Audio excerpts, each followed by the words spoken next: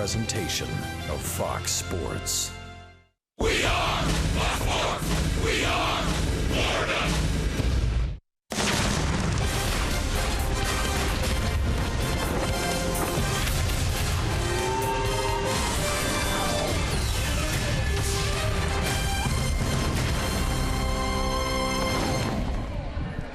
Cincinnati still drying off from another day of rain. The Marlins and the Reds have dodged the raindrops so far to split the first two of a four-game set. Johnny Bench, ladies and gentlemen, and the Red faithful are ready for the Fish tonight. Final preparations. The Great American Ballpark. Glad you're with us. Welcome to Cincinnati. Rich Waltz along with Eduardo Perez. Marlins and Reds. All right, for the Marlins, 3 games since Giancarlo Stanton's injury. It gets a little bit of a sense that Don Mattingly is starting to put the game in motion, that he doesn't have that big power hitter in the cleanup spot, and Dee Gordon's kind of been a focal point of that. He has. He's been putting up some really nice numbers, and you can tell the difference now with Dee Gordon in the lineup. Look at the averages, but look at the stolen bases. 8 out of 11. Even those 3 caught stealings were crucial caught stealings. They were against pitchers that are trying to be as quick as possible to the plate with D there. But yesterday in the 5th inning, he wanted to press it. They were down 3, and he was still going. And I think that's the way you have to play it if you're the Marlins. You have to be able to now get the hit and runs going, get D going, and get the rest of the team going and put a lot of pressure on opposing defenses. But, of course, it all starts with the starting pitchers. Yeah. Game 1, Marlins got a really nice start from David Phelps. Jose Urena gave up a grand slam in the first. Fish could not overcome that. So for Andrew Cashner here tonight, Miami is looking for him to bounce back. He needs to, and I think the first 3 innings, the first time around the lineup is crucial for Andrew. He has to be able to establish that fastball. It has really good late life. That's what he has to do. He has to be able to pitch inside and keep the ball down, because in the pregame, we spoke about how small the gaps are in this ballpark. Has to be able to keep the ball in the game. We haven't spoken about Homer Bailey in a long time. That's because he's coming off 2 surgeries, and this will be start number 4 for him off those surgeries. And so far, the Reds like what they see. Well, this kid right here would have been the most, I believe, had the highest ceiling, higher than Jake Arrieta with what he has thrown. Already 2 no-hitters. This guy is good stuff. Now let's see how he bounces back from the surgeries and see how he gets around the second time in the lineup. To me, that is the biggest difference in an elite pitcher and one that is not. Jake Arrieta is his workout partner in the offseason. Oh, there we go. That tells you. Nicely done. All right. When we get back, Dee Gordon on being Dee Gordon, as the Fish and the Reds get ready to go from Cincinnati.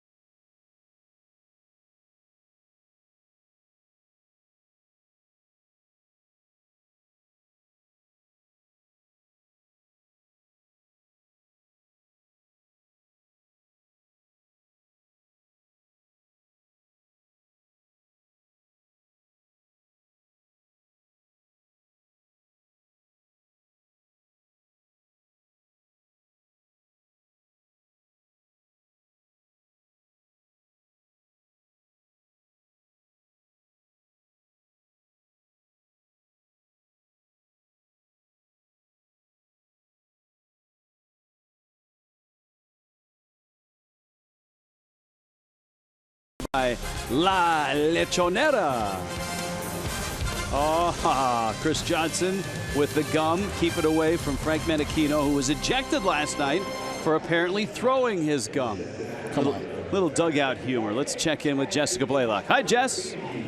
Hey, Rich. Dee Gordon has been on a tear since being reinstated back to the Marlins on July 28th. Over the past few weeks, Gordon has racked up 22 hits, scored 17 runs, and stolen 8 bases. He was pressing a little bit in his first game back, but says other than that, it has been a smooth transition as far as returning to the starting lineup.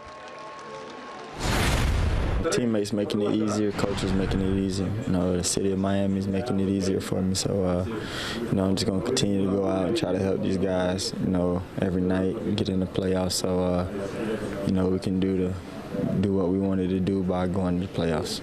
You mentioned your teammates. What has it been like in this clubhouse for you? It's been good. You know, they've been really receptive of me. You know, they welcomed me back.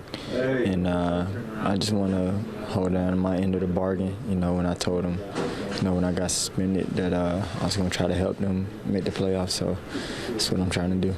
And you've been doing that since you got back. A couple of stolen bases, a ton of hits. You scored a couple of runs as well. Where do you feel like you've made your biggest impact since your return? Just on defense. You know, I want to continue to get better and better. You know, my clock management skills and things like that. So, you know, I just want to continue to get better defensively. And, you know, defense wins ball games. So, you know, that's what I want to help do. How much has Mattingly helped the process as well, sitting down and having that conversation with you to just be yourself? Oh, that convo was cool, man. It was like a 2-second thing. He was like, I guess my cleats weren't flashy enough for him. And he was like, dude, no, take them off. Be yourself. You know, I was just trying to come back and blend in, and he didn't want me to do that. And you know what they say about Dee Gordon's speed kills? That has certainly been the case. Don Mattingly feels that Dee Gordon has given this lineup a much-needed spark. Coming up next, it is Game 3 of this 4-game series between the Reds and the Marlins. Miami took Game 1. Cincinnati took Game 2. It'll be Andrew Cashner on the mound tonight for the Fish as they look for a win in Game 3.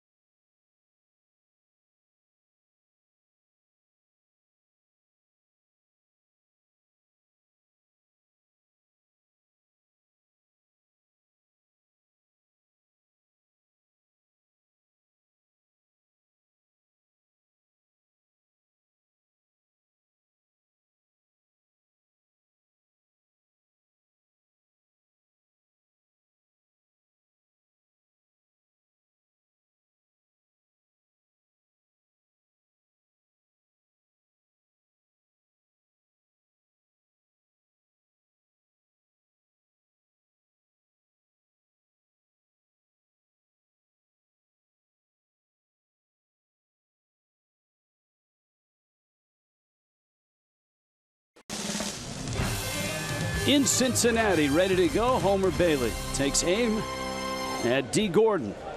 Marlins and Reds. And Gordon smacks one to left.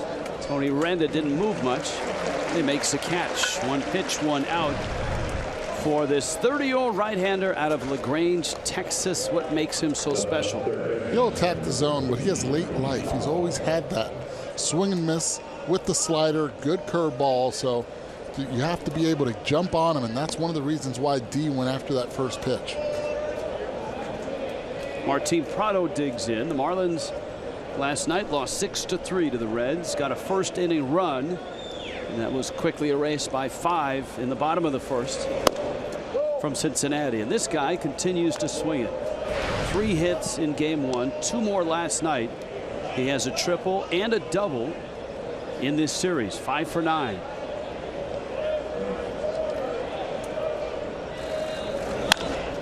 And Martin Prado, a line drive to left field. It just doesn't stop, does it? So consistent from opening day on.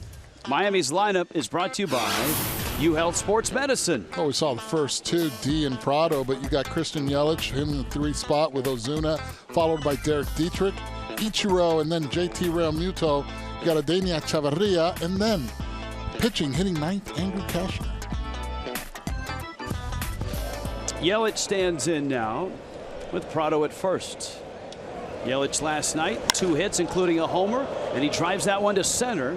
Schebler is back, and at the track, he makes the catch. So Christian gives it a ride. There's 2 outs. And before Ozuna digs in, here come the Reds defensively.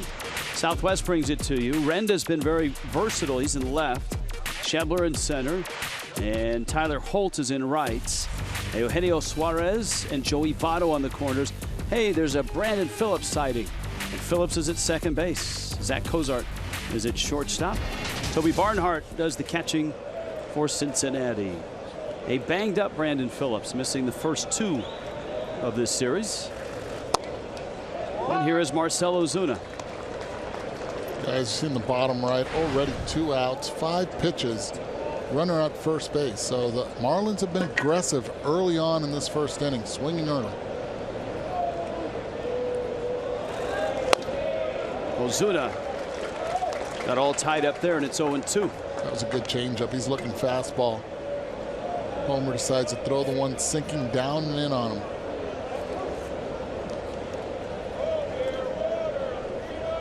Prado not a big lead at first. Ozuna has doubled and homered in this series, and there's the fastball at 92. 2 surgeries for Bailey. Forearm surgery, that flexor bundle, and then that was followed in about 6 months by Tommy John surgery in May of last year.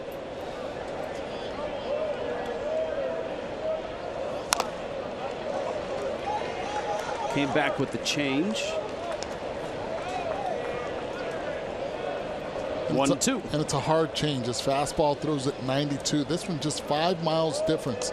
You want it to be more of an 8 to 9 mile differential.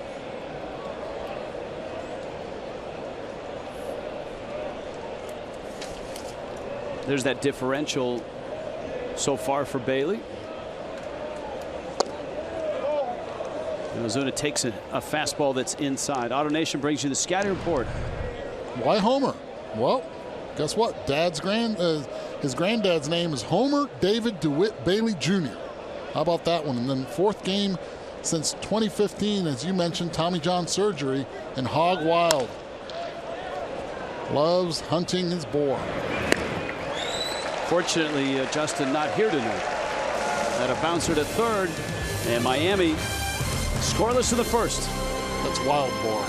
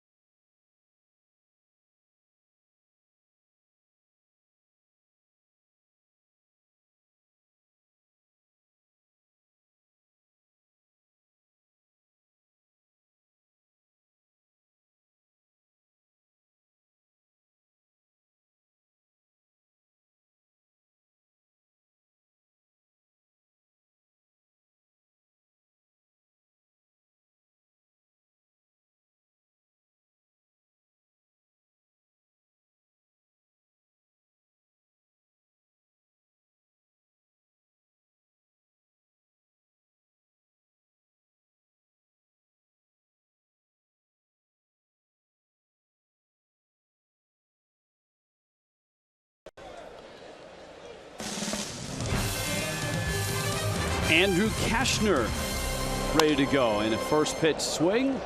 That from Tony Renda. Ichiro is there and he makes the catch. Both teams going after a first pitch. Yeah, it looks like the coffee's really, really good here in Cincinnati, sponsored by UHealth Sports Medicine. Joey Votto's in the 3 spot. He's following Zach Cozart, which is hitting second. Brandon Phillips in the cleanup spot. Scott Schebler in center field. Started off slow this season. Watch him. You got Tucker Barnhart, Tyler Holt, and Homer Bailey doing the pitching, and he will be hitting ninth.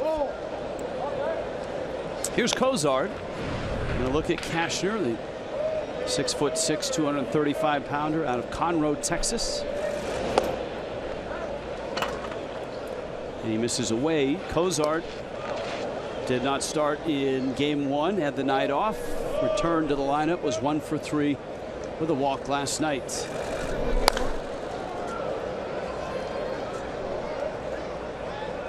And for Cashner, he would like to get back into a little bit of a groove. He had a nice run after he came off the disabled list, but his last start was a real battle against the White Sox. 9 hits in 5 innings and 4 runs. And they count 3-1 now to Cozart. You got Votto and Phillips. See that last pitch kissing the bottom half. That's the pitch he needs to get called. Larry Vanover has to be calling those low pitches, opening up the zone a little bit. Veteran umpire behind the plate. Miami defensively, Martin Prado has sparkled in this series. Southwest gives you Christian Yelich, Marcelo Zuna, Ichiro's in right. Martin Prado at third, and Denny Echeverria at short. D. Gordon at second. Derek Dietrich another start at first, and JT Realmuto behind the plates. Now Votto, who's been one of the hotter hitters since the All-Star break in all of baseball. See the on-base percentage, he's always near or at the very top of that list. And that's what he's done since the break. 451 average, 543 on base, and a 696 slugging percentage.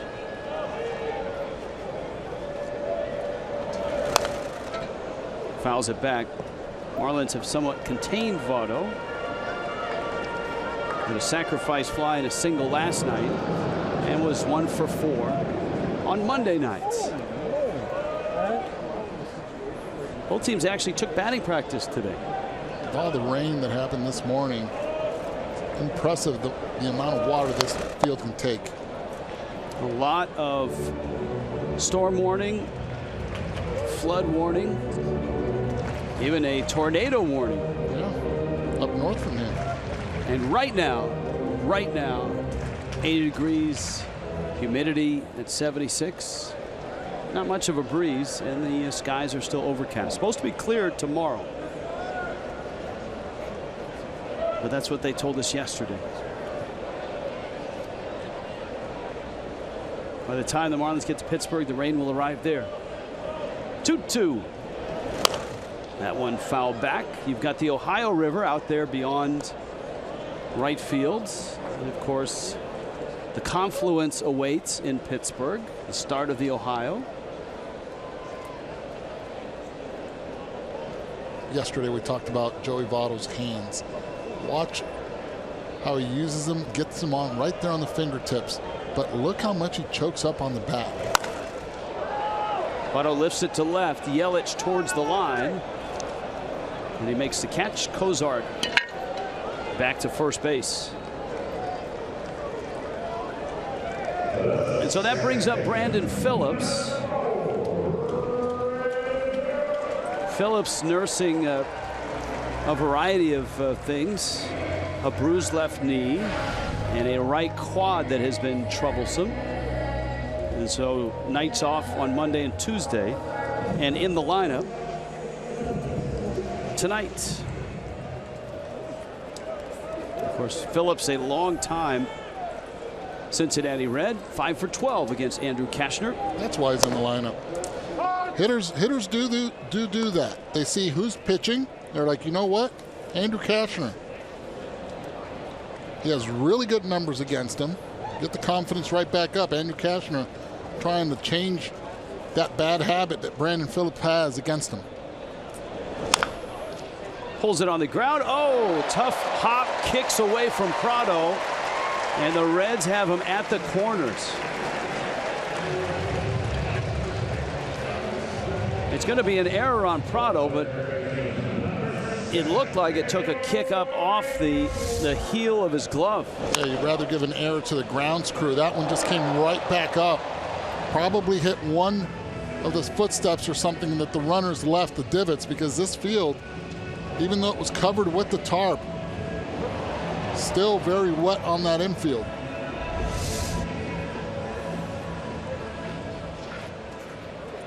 That's a tough error. But that's one guy that'll take accountability. He said he would have said I had to have made that play. Phillips running, and the Marlins don't even offer a throw. He had such a running jump that Real Muto never flinched. He never flinched, but I guarantee you he did not have the hold. Usually you have it first and third. Reason being, Dee Gordon took off to cover second base. If there's not a throw on the play, Dee Gordon should hold his spot at second, never vacate it. That's how good of a jump Brandon Phillips got.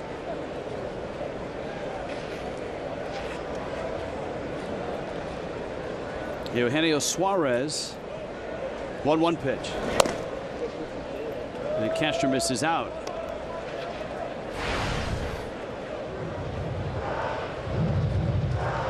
So a tricky hop for an error. Cashner lets Brandon Phillips get an enormous jump, and there's 2 men in scoring position with 2 outs. And the count is 3-1. I think the biggest story to all of this is now Cashner with the next pitch. You're looking at 5 extra pitches he's had to make in this inning, adding to the pitch count.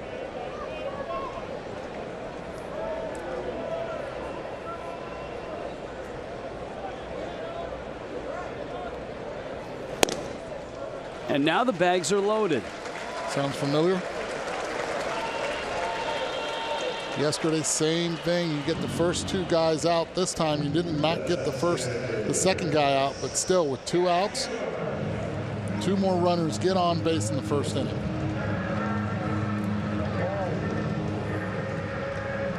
Yesterday it was Tucker Barnhart who hit a grand slam. This is Scott Schebler. He homered in game 1.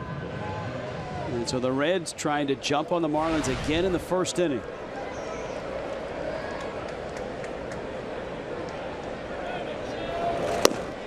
And Cashner misses out.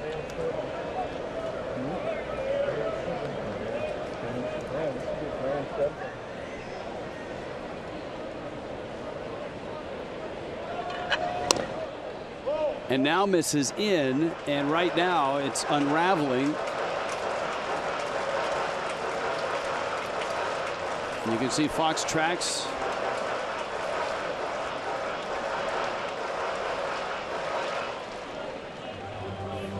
And that's a alarming split right now. 21 pitches, only 9 strikes.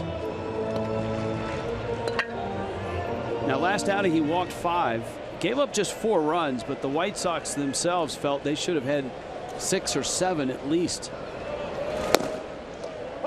Castro throws a strike, and it's 2-1. Especially against a starter the pedigree of Homer Bailey. You don't want to fall behind early. Little pop-up, and Prado is back and there and makes the catch. And I'm sure Martin with a nice sigh of relief. Scoreless after 1.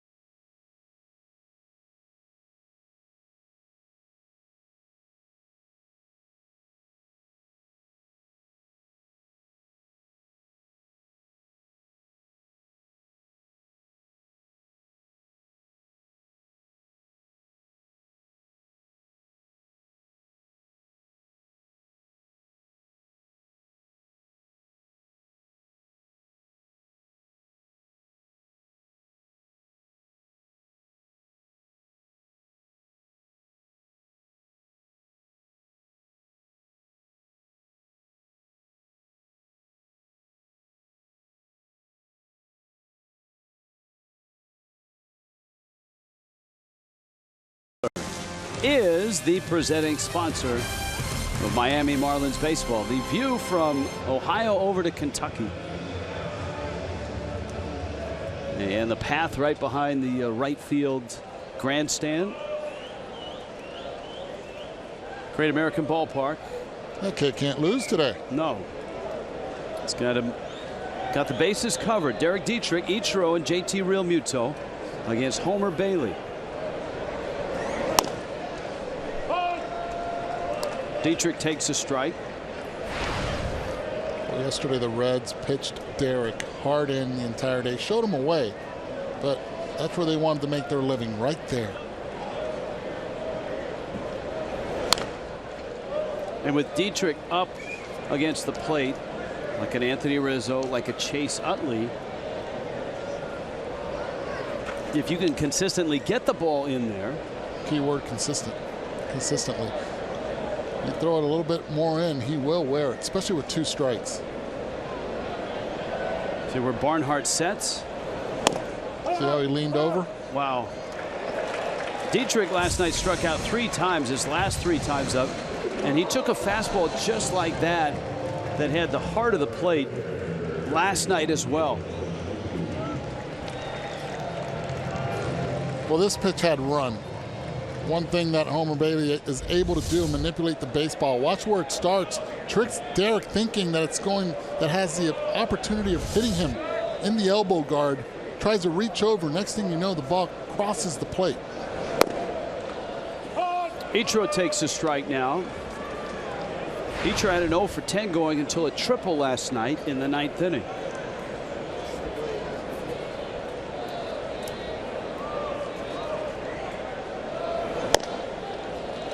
There's the run you talked about.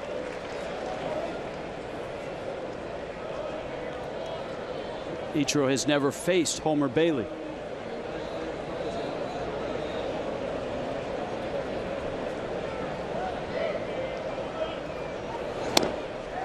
And he swings and misses and was very late on that fastball. Boy, Bailey making Dietrich and Ichiro uncomfortable at the plate. It's changing eye levels, also making that fastball move. Start doing that. Greg Maddux back in the day was the best at doing it, being able to manipulate every pitch.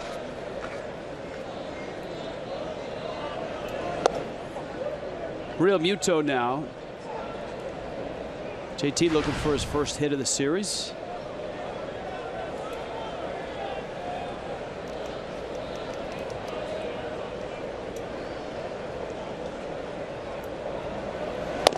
Bailey really has been off the Major League radar for a while. His last home start for the Reds was August of 2014.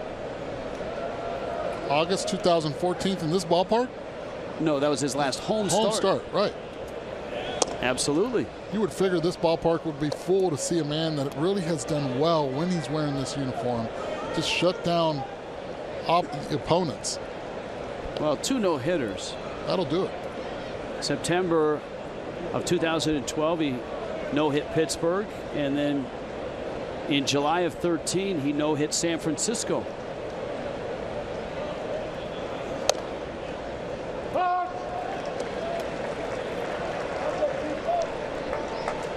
Three and one.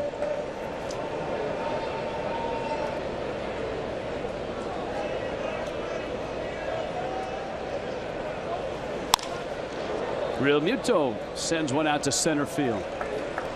Miami has their second hit, and it brings up Echeverria. A reminder to Fish family members, you can renew your tickets before September 12th, and it locks up 2017 renewal incentives. And of course, it guarantees 2017 All-Star Week access. And you can enjoy maximum savings, rewards, and flexible payment options. Renew by phone, 1-877-MARLINS, or at marlins.com.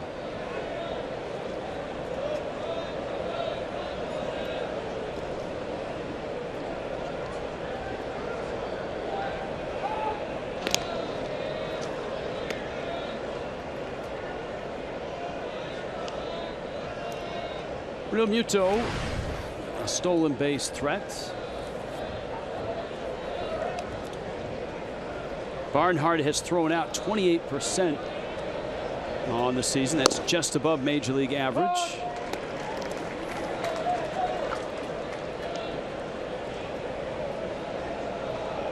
And Bailey is not the best at holding runners.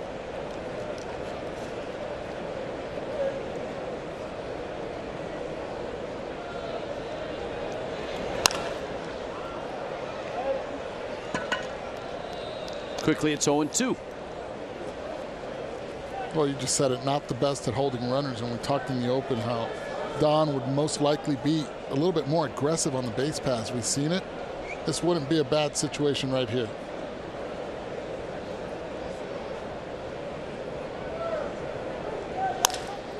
Edge sends that one into right center field. Schebler and Holt. And it's Tyler Holt that makes the catch. And Miami's done in the second of a scoreless game.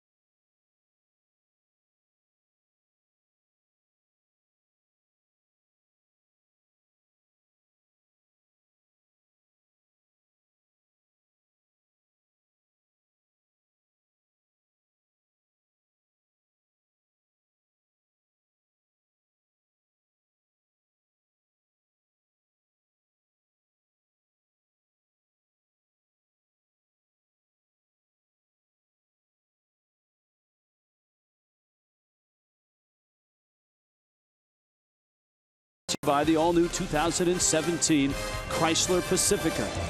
By Southwest, transparency, low fares, and nothing to hide.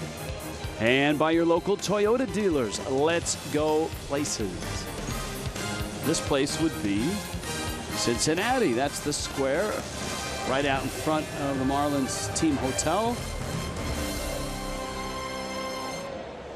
As the Fish and the Reds have a 4-game series, a game apiece so far. Andrew Cashner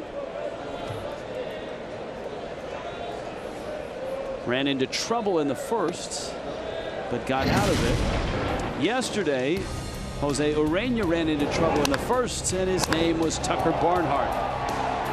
Tucker's doing a nice job of setting pitchers up and getting himself in a position to get that fastball. Yesterday, Urena missed with a slider out of the zone. Bases are loaded. He knows what's coming. The heater, he was looking one spot inside, did not miss it. Locked in. 12 games in a row, Tucker Barnhart has hit.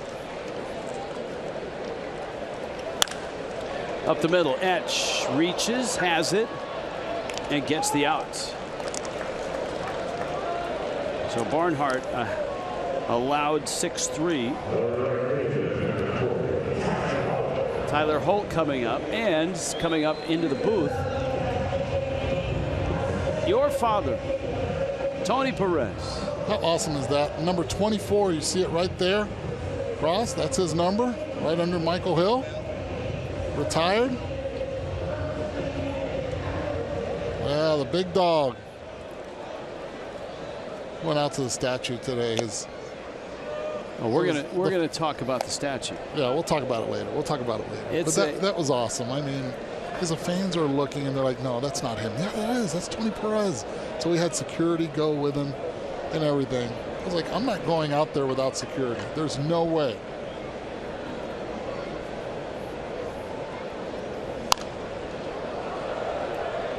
Many of the Reds greats from that 1970s era have a statue here. Joe Morgan is out there. We saw Johnny Bench earlier in the show.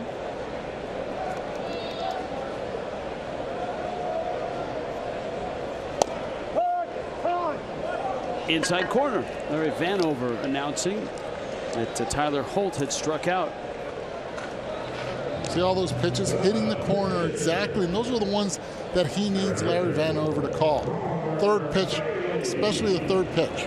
Hard inside, if you can get that call, it's going to be a very productive day for Andrew if he continues to hit those spots.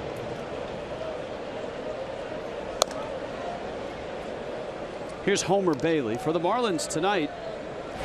Obviously, every game from here on out is very important, but what's transpired today in baseball, the Cardinals have won today 8-2. St. Louis improves to 64 and 56. They have a hold of that second wild card spot. The surging Pirates have won again 6-5. They beat the Giants in San Francisco, and the Pirates record is 62 and 56. So the Marlins have fallen behind the Pirates by half a game. They can even it up with a win here tonight. It's a little tapper. Cashner on to first in time. And a nice quiet 1-2-3 second. Tony Perez will get that eephus pitch ready for him. Bring it on, Bill Lee. Bring it on.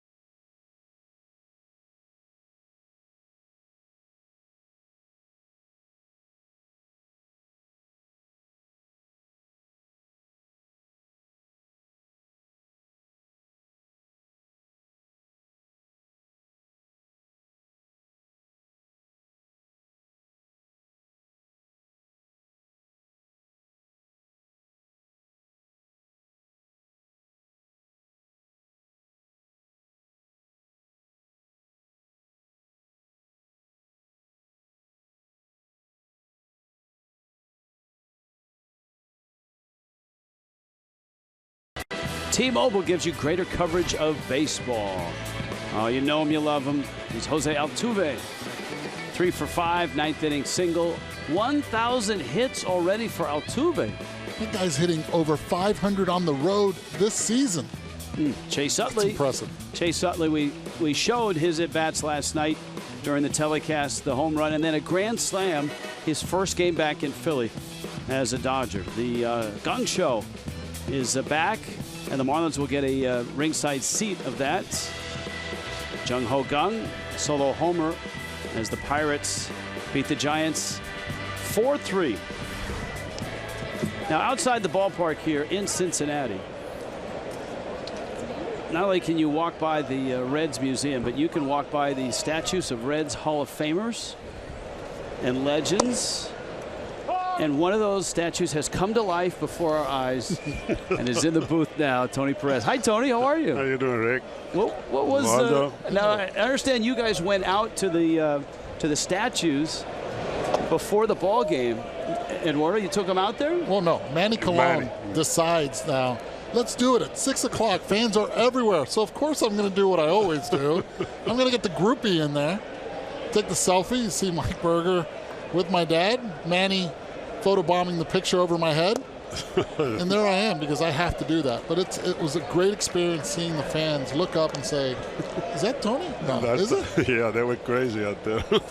They want to take pictures too. I say, oh, wait a minute, we have to get out of here. You know what the best part was? We had a security guy at the bottom level. And I said, you're coming with us. And he goes, sir, I cannot move from here. I said, this is Tony Perez. And he says, you're coming with us. Yeah. And he left the spot immediately. Yeah, he left. It was awesome. How did they do it when you see the statue now? And I know you were here when they unveiled it, but does it look like you? Were you happy with it? Oh, yeah, I'm very happy about it. The guy did a great job on it. He looked like me. Hey, how about the baseball that's above the building? Because that's the swing. But the most impressive detail is that there's a ball above the building across the street, like if it was over the wall in the Green Monster in Boston. Yeah, that was the ball I hit in the 75 World Series against Bill Lee. They're supposed to be. You know, that's the way they put it right there. Now, I'm going to ask you about that home run. Everybody knows that Bill Lee threw that eephus pitch. Were you expecting it in this spot? Was it something on the scouting report? Well, he made a mistake. You see in that. He threw it to me a couple of times before that one. And the first one I swing and the ball hit the ground. And that was embarrassing because, you know, you don't want to make a swing like that on the World Series. And then the second pitch, I look at it. I see him all the way, and I see what he did when he threw it. And I know he stopped and threw it. And then I said, if you throw it again, you're going to pay for it. And that's what happened. He threw it. I know it's coming. And you stepped in the bucket, too. Yeah. You opened those hips up and you let it fly. Yeah, let it fly there. Yeah, I waited long enough to be ready. He always used to tell me, he goes, you can wait. You put your hands, you control your hands. Wait, I like that. I like what you just said. Wait long enough to be ready. Well, when you see the tape again, but you see him again, you see I went out a couple of times. I was back waiting on it. So you with my hand. Yeah. You recocked your hands. You reloaded. Right, reloaded. Look at it. Well, too late there, but for you can see I did it a couple of times just to hold my hands and wait for the ball. Very nice. And how many statues are there out there? Joe Morgan, Johnny Bench. I've seen yours. Yeah, they got Frank Robinson and Ted Krasuski and one field with John Nuxo. Yeah, Joe Nuxo also. Yeah. Who's next? Is Pete next? Pete next year. Yeah, Pete going to be next year. Oh, that'll be something. Yeah, they want to be great. Scoreless ball game here, third inning. D. Gordon's up. It's a chopper, and Votto can't get it. It scoots by him and into right field. And with one out, Gordon at first, and obviously a threat to be running here. Well, Votto got caught in between on that one. He did not know if he wanted to go forward or back. Remember, Perry Hill always says, Marlins infield coach, ball hits dirt, you go after it. He was caught in between, did not attack, and this is what happens when you do not attack the ball. D. Gordon swings, ball hits dirt, go. Get to it before you get to that bounce. You got to go forward before you go. If you're going back, they're going to be too late. Votto has not had a good defensive series these last three nights. Now Prado, Martina line drive hit in the first, and that's a strike. All right, the ingredients here. Bailey this year, this is his fourth start. He's already given up 4 stolen bases. There's been 1 caught stealing. As I told you, Barnhart throws out runners at a 28% clip. That's just above Major League average.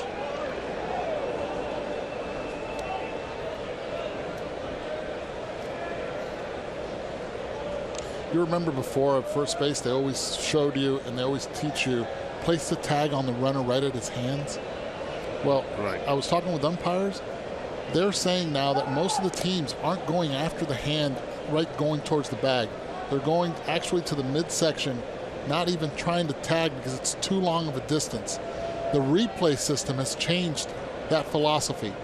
Now you go as close as you can. When they usually dive head first, if you touch around the buttocks area, there's a lot of calls that are being reversed. Baseball's changing. It's changing. Yeah, it's changing. That's a little different. And when I played, I know that for sure. Is that because umpires immediately look for the base? That's their first thing they look for? That's what they were taught, and that's the thing. And they understand that because they can't be in two places at once. They're focused on one spot. Now, umpires have changed their positioning. We saw it with Hunter Wendelstedt the other day. Line drive, Phillips has it. Boy, I don't know that you can hit the ball any harder than that if you're Martin Prado. Wow, that's why that man right there has won multiple Gold Glove awards. Look where he's at position-wise. In the reaction, he's always moving his feet. Won 4 Gold Gloves, making the routine play and also putting a highlight reel in action. But the key is his footwork. Always has them moving upon contact.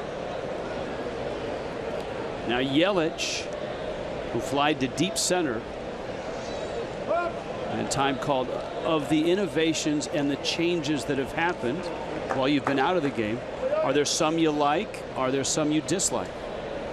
Well, I like some of what they do now, but I still like what we did before, right? You know, it's I think you got to change it because everything changed when the base working and they doing a lot of different stuff. But you have to. I like the way we had the rule we had before. You imagine if they would have shifted you with runners in scoring position, how many RBIs you would have had in your career? About 300 more. Only? I mean, yeah, well. You didn't leave many on. All my you didn't career. leave many on. Votto to the bag and steps on it. All right, stick around. Another half inning with the Reds legend, Tony Perez.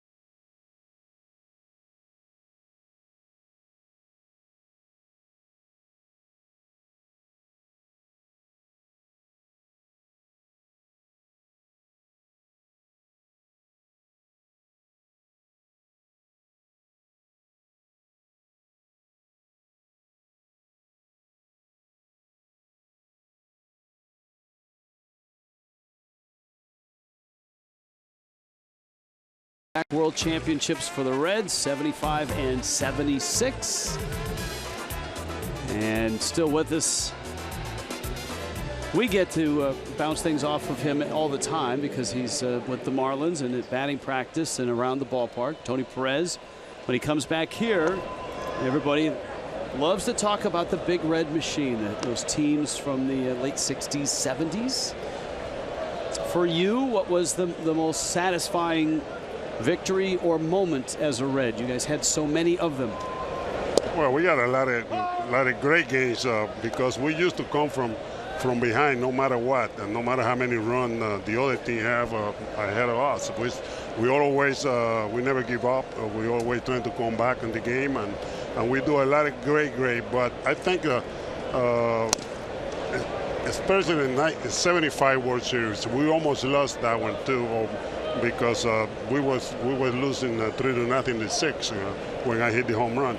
But we lost in 70 and we lost in 72, the World Series. And then we didn't make it in the 73 with the Mets beating us in the playoff. Now we have to win that year. I mean, 75, because now we want to lose that name or whatever. We had the reputation we have at the Big Red Machine. Right. And that was Tarky Anderson was worrying about it when I hit the home run before that. Because he said, well, if we don't win this one, we're losing that. But that game, number 7 games in the World Series was one of the best games, as a franchise during the 70s we had. The 1975 Game 7, there's a liner into center field. Now, there was a long rain delay, right, between games 6 and 7? 3 days. 3 days. It was 3 days in Boston, looking at rain, whatever. Not stop anytime. Never stop. What did you guys do for 3 days? Because this is kind of before the modern, batting cages and, none of these either. Cable television. What did you do for 3 days? We took 3 days vacation with 3 days off. I mean, like an All-Star game. You get 3 days off and come back strong. That's the way we did, and we got the family with us. Well, not you guys, thank you. but No, okay. not you guys. That's another bone I have to pick. I did not make that trip. No, they didn't. No.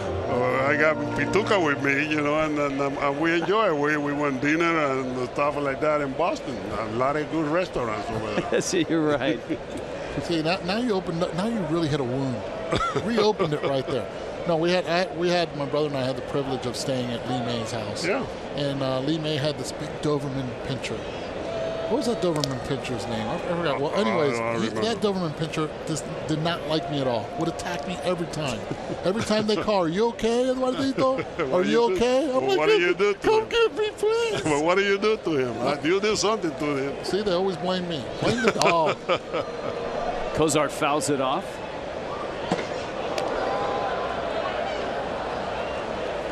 I'm sure there was quite a group of kids like Eduardo that were around here in the 70s, from the Griffeys. Oh, yes. They used to run around the clubhouse, burn the stove. The clubhouse man would be crazy because they are stealing the gums and running around and everything they did. But that was a good day. Ken Griffey Jr., Pete Rose Jr., Eduardo, Victor, and Mike Craig. We got a lot of kids. In that Big Red Machine era, it's starting from the 70s on, and you see right there the patch that says Bernie. Bernie Stowe passed away earlier in the year, and he was the one that was really the glue behind being able to keep the kids in check. As you see a fly ball to left field, I'll take this one, Rich. 1 out. And he was always the man that would make sure that he would take care of us. We're 5, 6, 7 years old at that time. Just so you guys get the picture at home. 12 of us of that group signed professionally. 5 of us went in the first round of the Major League Draft. There was something in the water. Everybody says there was something. No, it wasn't. It was the players, the coaching staff, Sparky Anderson, the manager, would tell us, you guys are allowed in the clubhouse if the team wins. If the team loses, I do not want to see you anywhere near. That's so right. we knew how to play as a team growing up. We knew the value of moving runners over, the value of a bunt early on, and that was how we grew up, playing fundamentally sound baseball, something that you don't see too often now in the game. And you knew the value of listening to your manager. And the rest of the players. We had 24 other fathers that were big leaguers, because rule number 1 that this gentleman to my left would say, players come first. If they tell you go get something, you go. You don't ask. I used to fetch cleats, do whatever I had to do. Who was the meanest of them? Who was the scariest of the Big Red Machine? Wow, of the Big Red Machine, we probably stay away from Johnny, right? Sometimes. Johnny sometimes. Yeah, Johnny sometimes, because there were no kids at the time. Johnny was a late bloomer. He started having kids later. But Joe Morgan was awesome. He would tell me, Eddie, use my glove in the father and son game. And I was like, too small. I'm using David Concepcion's glove. No way. I didn't have those hands either. Yeah, they had great times, in that in that clubhouse on the other field, the riverfront. Votto pops it foul. And if you look at the Big Red Machine lineup, all the way from the top to bottom, everybody had a role, and everybody knew their role. And that's what I thought. The older I get, the more I appreciate that team. And we talked yesterday, we always talk about the offense, but what about the pitching, the way Sparky Anderson now decided to use his bullpen more than any other manager of that era. He started a new trend, and we're seeing it right now evolve even more. 4, 6, 3. Gordon to Echeverria to Dietrich. Tony Perez, thank you. Thank you, guys. Well, we love the fact. I love them. We love the fact All right. that your suite has got your number right underneath it. Yeah, could you tell Mike to move over? Every time we see you. He's sitting over the 24. Oh, yeah? That's right. Okay. Very cool. Thank you, Tony. Thank you, guys. There it is. 24. There he is. Move over.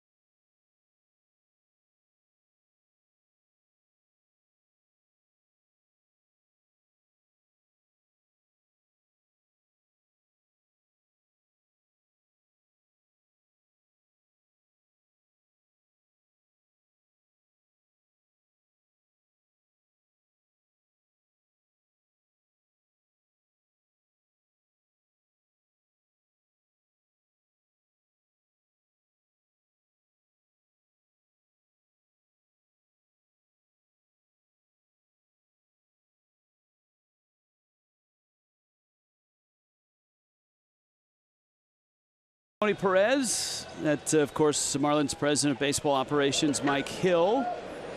Think he'll do it? I think we asked him to move Mike because Tony's number is right below and look at that, he did it. He didn't hesitate to do it either. Oh, this is my town, the Queen City.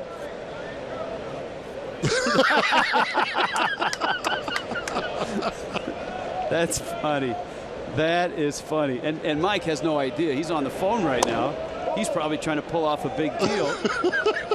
There it is. There it is, 24. There it is. Now the Marlins will score some runs. Everything is all right in the world now. Tony is sitting above 24, and Ozuna sends that one down the first base line. Foul. Look at that. Perfectly lined up. Ozuna, Dietrich, Ichiro against Homer Bailey in the fourth. Marlins have 3 hits. Reds have 1.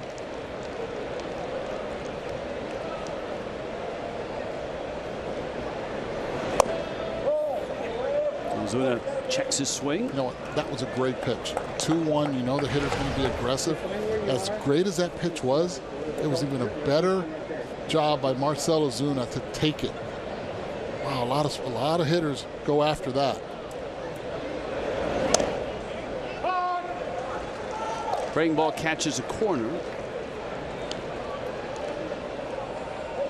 Full count.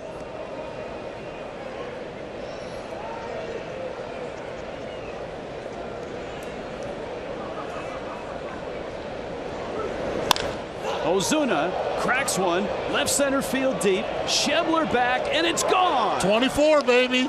He sits over the 24. This is what happens. Everything's lined up. Marcell Ozuna's at bat taking that 2-1 pitch and also taking the 3-1 pitch, which was a nasty cutter down and away, created this opportunity here. Beautifully done by Marcell Ozuna. Can you say locked in? I can. Big Dog right now is pumped up. He's like, that's why I want to sit here. That's why I moved you, Michael. That's right. Recognize, pitch right down the middle, slider, Yahtzee. Homer Bailey knew it. Here's Dietrich now, and he pulls the ball. Foul. 21 on the season now for Ozuna. He's got 2 homers and a double in this series. He's saying, I told you.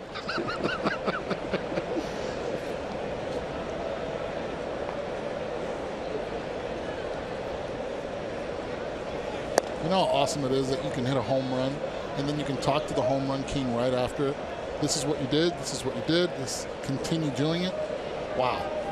That must be an awesome experience right there for Marcell Ozuna and the rest of the Marlins.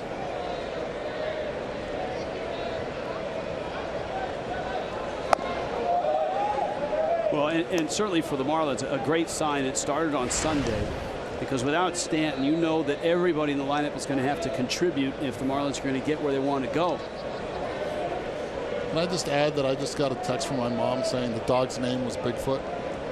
Lee Mays. Lee Mays, Doberman Pinscher, so I just have to get that in. My mom's become an avid texter. Love it. Very nice.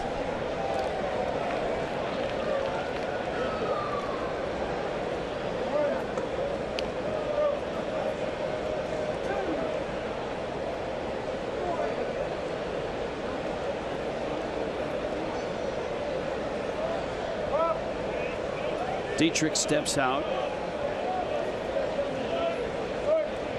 But a rough ride for Dietrich. 4 consecutive strikeouts starting in the 3rd inning last night.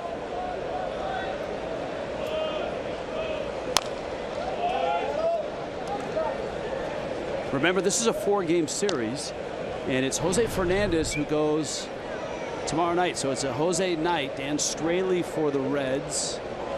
Craig Minervini, Preston Wilson. A 6:30 Marlins live start. South Florida Honda dealers proud to present.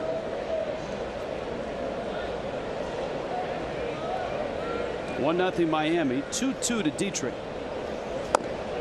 And he strikes out on a breaking ball. And let's check in with Jessica Blaylock. Jess? Hey, Rich, Homer Bailey, not just a starting pitcher, but he is also an avid hunter and sportsman, and he wants to make sure that everyone has the opportunity to enjoy the great outdoors. Because of that, he released a wine in 2008. It was called the Homer Bailey Chardonnay. He took all of the proceeds and he donated it to an organization called Outdoors Without Limits. It's a charity that makes sure that anyone dealing with a disability or battling an illness still gets the opportunity to go outdoors and go on things like hikes and fishing trips. A very cool organization. Homer Bailey doing his part by making that donation. Very nice.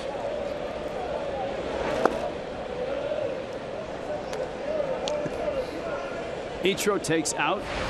Counts 1-1. Ichiro a strikeout victim in the 2nd. Bailey had 11 strikeouts in just 6 innings his last time out in beating Milwaukee. I think the Reds have to be pretty thrilled with the way he's looked so far. I mean, this is a guy the Reds have invested a lot of money in. He is signed through 2020. It was a 6-year, $105 million contract. And like I said, his last start in this ballpark back in August of 2014, and Ichiro swings and misses. It's 2-2. But Cincinnati has a luxury here. They have Dr. Timothy Krimchuk. His offices are just right down the road, and he is the Reds' orthopedic surgeon. His team is fantastic. The facilities they have are unbelievable, and the rehab they do to get their players ready, great. Into center field. If Brandon Phillips can't get it, nobody can. I saw Phillips with a very athletic leaping catch on the Prado line drive. We see Brandon again moving those feet, coming a little closer, just right off the glove. Watch Barnhart right here. Look at his reaction saying, yeah, oh my goodness. Can you say 3,005?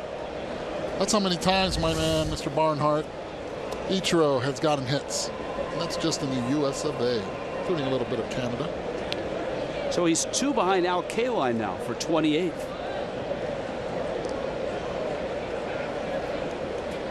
That's a 1-out single. Here's Real Muto. Let's see if Ichiro's in motion.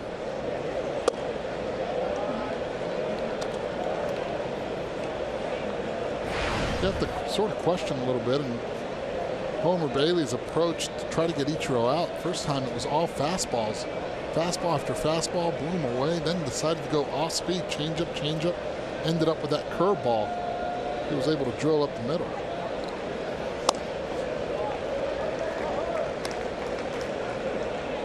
Ball and a strike.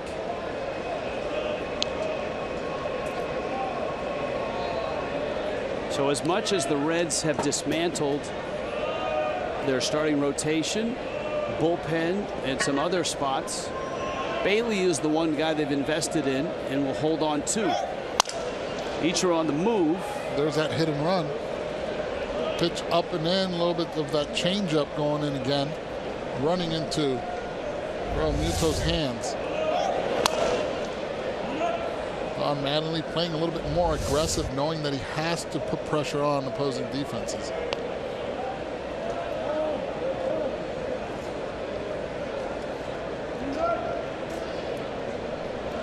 What do you talk about the bullpen of the Reds? They were horrendous the first month of the season. In April, I'm looking at, if I'm not mistaken, it was over a 7 ERA. They were just bad. Really bad, 7.25 ERA. Then they started getting better in May. 4.77, working all the way to June where they were fantastic. 2.45 ERA. Raised it a little bit in July, around 3.5. So far in August, again, around 3.5. Brian Price, a accomplished pitching coach in baseball.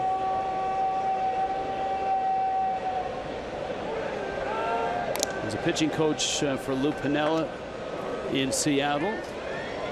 Bob Melvin as well in Seattle, and then Melvin again in Arizona. And then here, he was Dusty Baker's pitching coach for 4 years.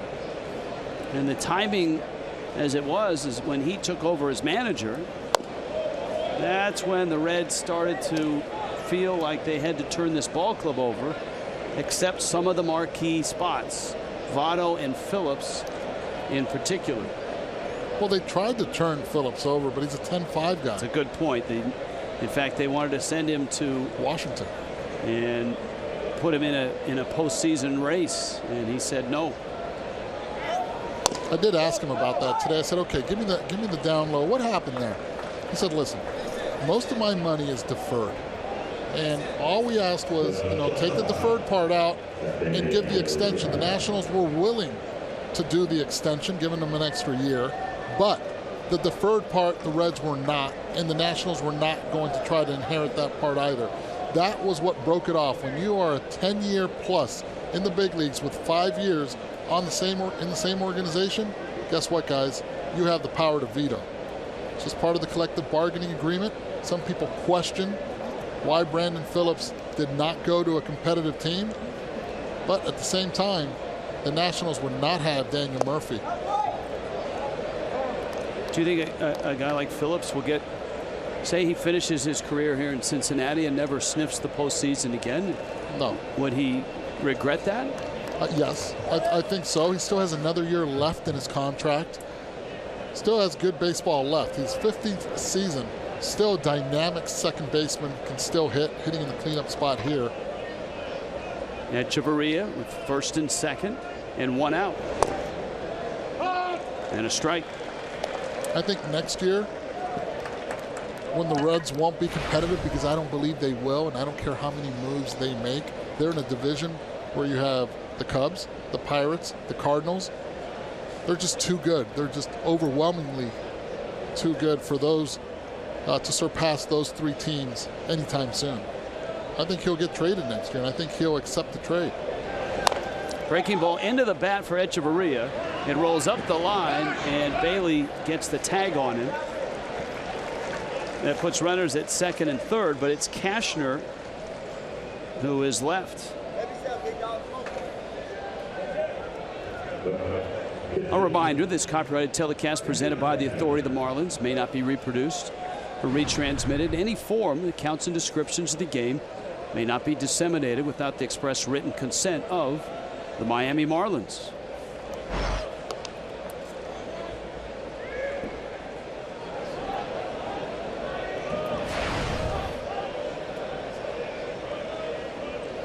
Wouldn't it be something right here if Andrew could help himself out with a base hit? Yeah, Bailey's thinking I'm dialing it up to 95 to prevent that. Really good job they did on that surgery and the work that Andrew Bailey put in, man. That was 95. Just, it looked harder than that. Homer Bailey out of Texas, and the 7th overall pick in 2004.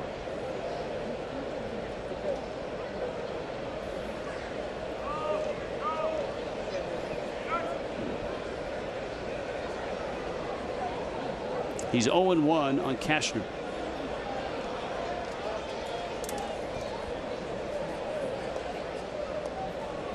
Tucker Barnhart on his way out to talk to Bailey. Oh, they're giving this some thought. We're talking Andrew Cashner. Jim Riggleman, the bench coach for the Reds. Talking about 130 hitter. You can mention all the coaches you want in that dugout. They're thinking, what is he doing going out there? Let's go attack the zone. Don't throw anything in the dirt. You have a runner at third. No need. So where do you think the miscommunication was? Was it in what the fingers Barnhart was putting down? Probably, yes. And this is what Bailey's thinking is, let's go slider down in the dirt here. And most likely Barnhart is thinking, go fastball. Why would you want to try to throw one away and give away a run with the pitcher hitting? That's a foul tip. It's 1-2.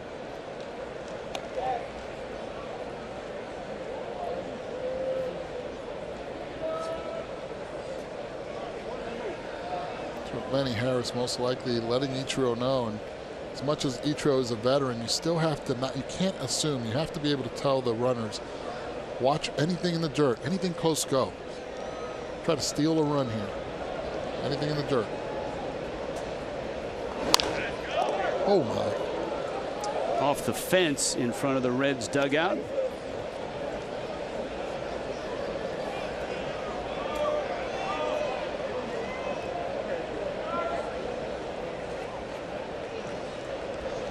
Cashner choked up on the bat, just looking for contact.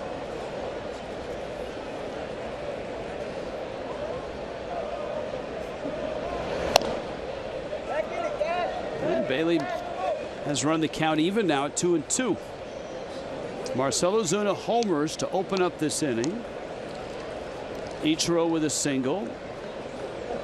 Realmuto a walk.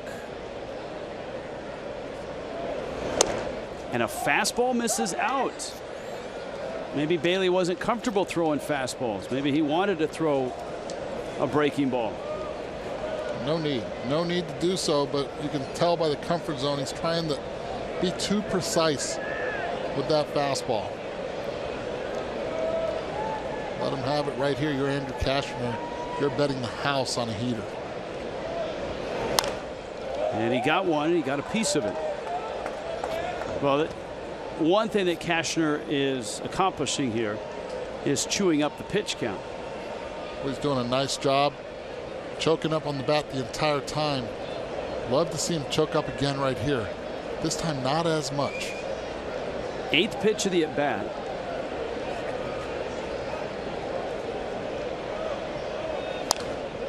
Another fastball and another foul ball. So who's going to blink first here? Well, Bailey's walked 5 guys since he's come back. Has one today. This inning. Walk JT Realmuto, make that 6. Pitch count right now in this inning at 34. total for 74 in the game. Another 3-2. Yeah, battle, kid. That's it. Cashner keeps going. Bailey cursing out on the mound. And the Reds bullpen is starting to stir. Well, what if you have confidence in throwing the slider for a strike? This is the moment. This is the time right here. But you have to be able to throw it down and away. If you hang it here, you're giving Cashner a really good opportunity to hit it. He's going back in with a fastball. And he finally gets him. Bailey finishes off Cashner. Miami is on the board, but the pitch count is up, and the Marlins lead by a run.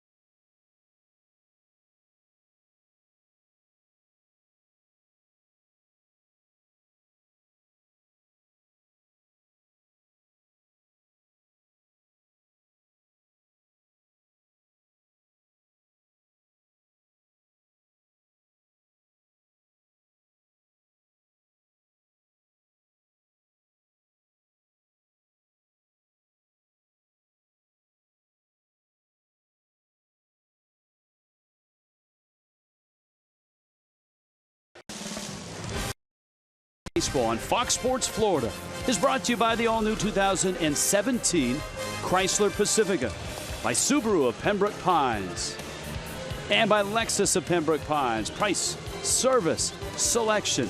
You're gonna love us. 1-0. Marlins on top in Cincinnati. A Marcell Ozuna home run. The difference in this ball game. Andrew Cashner, who just put up a whale of a fight against Homer Bailey, getting loose for the bottom of the fourth. It's a good time for the Coors Light Cold Hard Fact. Scoring first, Marlins 70 times.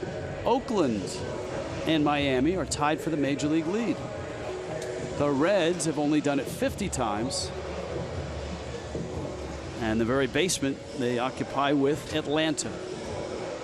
Saw that the Braves, speaking of the Atlanta Braves, and we appreciate the support of Coors Light, the Braves calling up their young shortstop, Dansby Swanson. And so as the Braves retool, rebuild, reboot, however you want to say it. A lot of people wondering why the Braves did it at this time. A lot of teams wait probably a month into next season, for example. That's when they thought Dansby Swanson was going to be called up. That way you have one more year of free agency from him. It's a team that's not competing right now. But other people think, you know what, the fan base deserves to see their future shortstop in the big leagues now. But it's not like he's dominated Double-A. He's skipping Triple-A to get to the big leagues. Only hitting around 260 range in Double-A. Of course, there's a new ballpark involved next year. The Braves moving into SunTrust Park. They would like to be obviously more competitive than they are this year.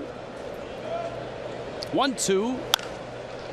I think a lot of it has to do with just the personality. This kid's a born leader. I interviewed him during the spring training. Was able to meet him, and his personality is, on a scale of 1 through 10, it's a 10. He just has it. Some guys are born to be that dynamic presence, the superstar status type, he has it. He's not shy. Out of Vanderbilt, carries himself so well, and he's an impressive individual. And I think the Braves know, and John Hart knows, that the kid has superstar written all over him.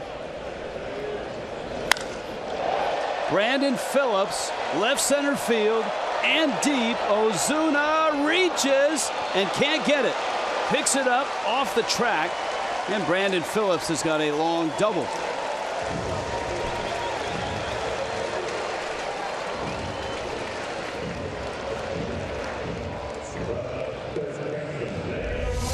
Brandon Phillips here goes to the warning track right here.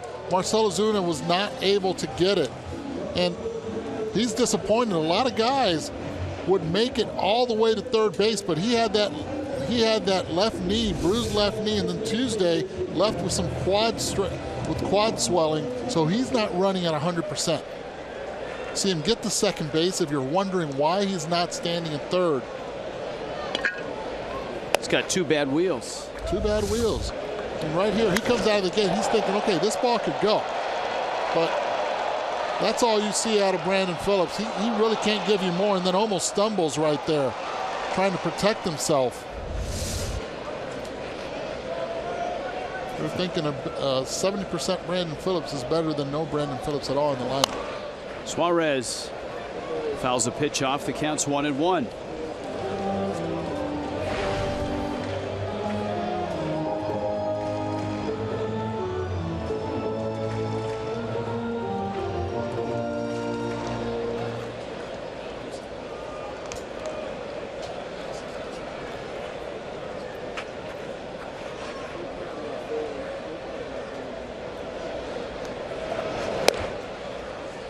Cashner misses up.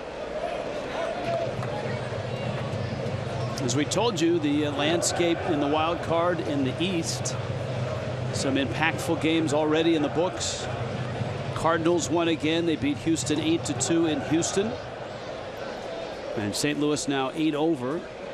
Pittsburgh beat the Giants in San Francisco. That one fouled back. Pittsburgh is now 6 over, and the Giants are 8 over.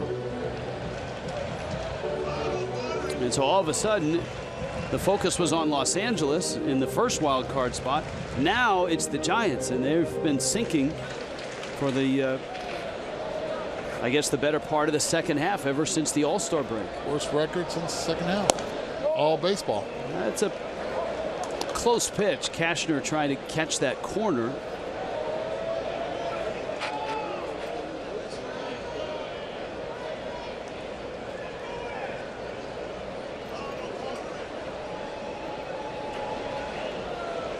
(3-2). And the count stays at 3-2. A lot of people thought the Pittsburgh Pirates just mailed it in. Ended up trading Mark Melancon, their closer, to the Nationals. Also ended up trading Liriano, one of their starters, which was not having a good season. Traded him to the Blue Jays, thinking a change of scenery could help him out. Since then, they've been playing great baseball. That one is drilled to left, and the Reds are going to get on the board here. Phillips around third. And Eugenio Suarez doubles. It's 1-1.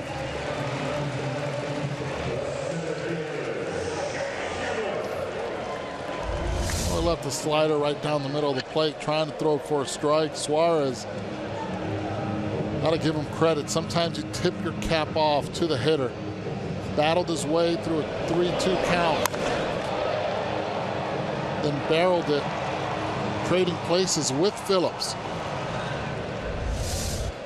The good news for the Reds, Phillips did not have to hustle all the way down to the plate, protecting his quad and left knee. Schebler now, big out by Cashner in the first. Bags were loaded with 2 outs, and Schebler popped out to Martin Prado.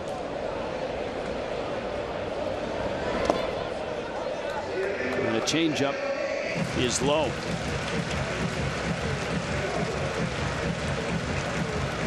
The Dodgers lead the Phillies 3-1 early in that ball game.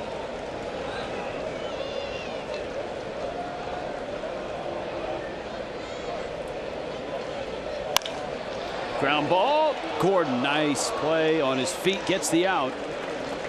Suarez to third. He's 90 feet away with one out, and the Reds' hottest hitter, Tucker Barnhart, coming up. Get yourself access to postseason excitement by purchasing tickets to 10 remaining home games this season, and you get priority access to postseason ticket strips. Packages start at $250. Go to marlins.com/postseason pack.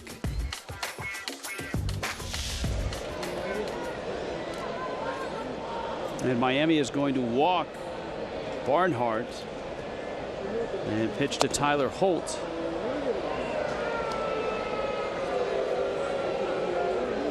What do you think? I think what a lot has to do with is Barnhart's just been swinging an unbelievable bat. Look at the numbers, runners in scoring position. Look how good he's been, 387. Understands what to do at the plate, has 12-game hitting streak. He's had really good professional at-bats so far in this series. He's looking for that double play with Tyler Holt. Sorry, ex-Florida State Seminole alumni, Tyler Holt. Get that one in. Now you're looking for the double play. You're counting on Cashner to be able to get a ground ball. Last 6 games, Holt a little bit overexposed, hitting 1 for 13, 077. Playing the numbers here, you had the pitcher on deck, most likely a pinch hitter.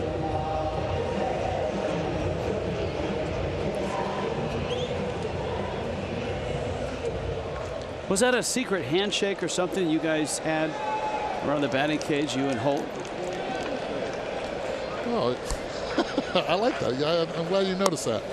Well, came up to me and he said, hey, the big shooter says hello. Big shooter being Chip Baker, longtime Florida State coach, now in charge of pretty much everything at Florida State when it comes to baseball. Big shooter, I affectionately called him Dad when I was at Florida State. Took care of us in an unbelievable way and still does. Fly ball center field, not too deep. Charging is Ozuna, has it, stays on his feet, and the throw comes home. Ozuna, by staying on his feet, stayed upright, made the throw. Everybody holds, and there's 2 outs. Wow, and Suarez was tagging up, and before Ozuna caught the ball, he left the position at third base. Great play, great jump. But Suarez, if you see a center fielder hustling like that, you know what? You might as well stay on the bag if you already committed to that and force him to make that throw. You never know if he throws it over the head. If he would have thrown it over the head of Real Muto, Suarez wouldn't have scored. He wasn't in position to tag up. But we saw the bullpen warming up for Homer Bailey, so this would probably be his last inning of pitching. Nobody's warming up now. Has, if I'm not mistaken, 75 pitches. And he gets jammed. Dietrich takes it himself and gets the out. And Cashner limits the damage to just 1 run. A run apiece after 4 in Cincinnati.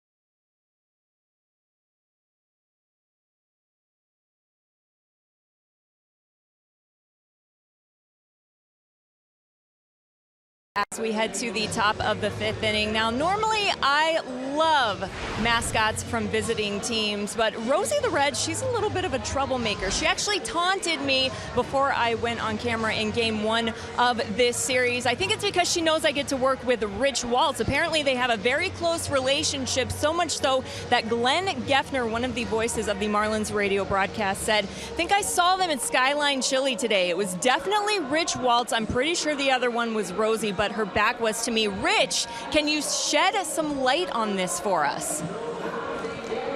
You went to Skyline Chili with Rosie? What? No, it's all false. I have not seen Rosie since I've been in Cincinnati. Except there she is on the screen. There she is back there too. Look, I'm not ashamed of my friendship with Rosie, as odd as it may seem to others. But it really does. You kind of worry me right now. I have not. What are we dealing with here? Normally Rosie drops by the booth to say hello, but that was not me at Skyline Chili. All you did was talk about, I went to the gym today, I worked out, I did everything, and now they see you at Skyline Chili. Well, I'm sure Geff was there, but I was not. Here's Dee Gordon. Gordon is lined out and singled.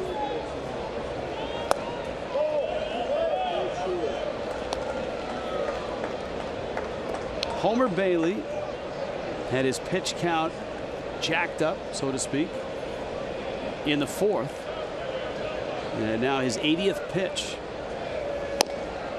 And, okay, so you were at Skyline Chili. It's out now. There's a form of eating Skyline Chili. There's a strategy to this right there. Look at all that. Get it in there. Watch the fingers. Did you bite any of your fingers today? Stop.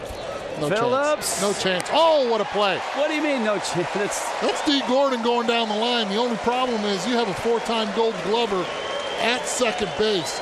That's a strong arm. Brandon Phillips came up with the Cleveland Indians as a shortstop.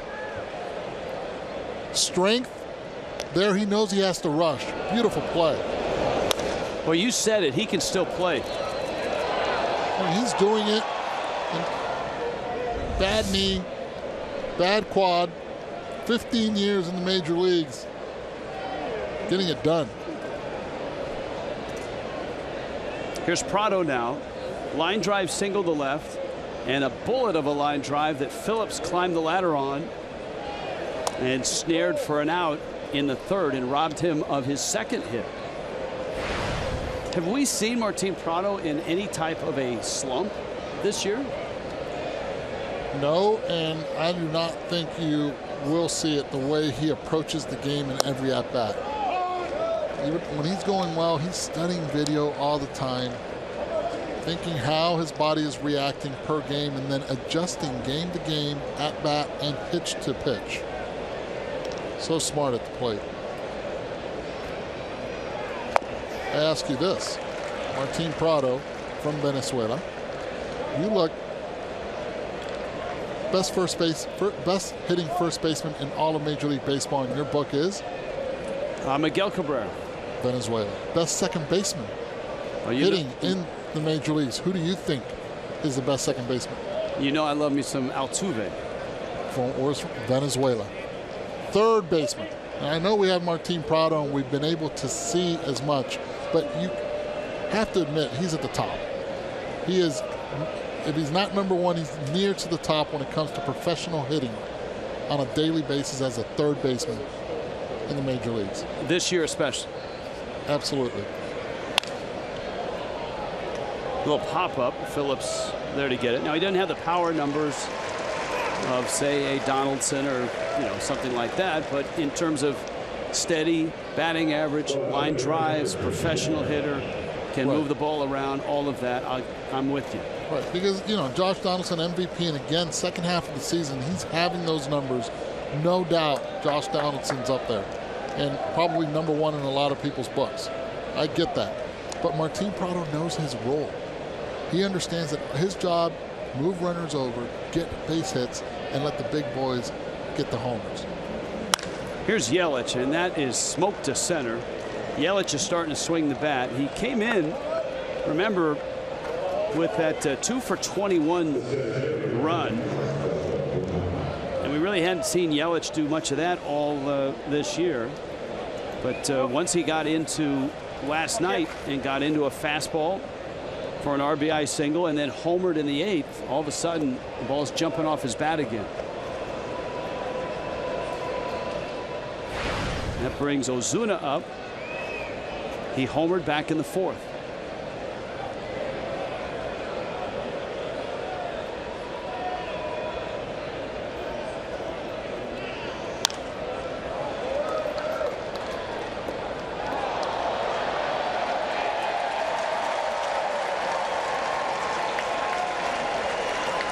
Nice play by the cameraman. That'll be camera 5 here at the stadium. Oh, he dropped it. He dropped it and he's celebrating the drop. Well, sometimes you have to knock it down and make a play. No, clean it up. Raise your hand if you make a nice clean catch. Runner goes, pitches out. Yelich is in with a stolen base. And you can see that in these last few ball games, Don Mattingly is either given a little more latitude or turn the dial up on the running game. And watch where Christian Yelich slides into the bag, slides into the back part of the bag, and then Brandon Phillips, it's not about the pop-up tag anymore. You stay with it because you never know if the runner slides past the bag or not, and you can get the call. Nice job by Bill Wilkie also at second base, not making a call until he saw that Yelich stayed on the bag.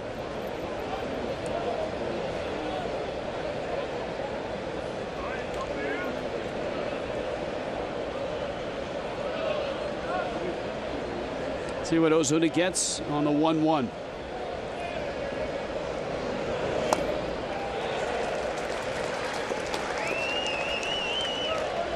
One and two. You got a breaking ball that hung on the ball that he hit out.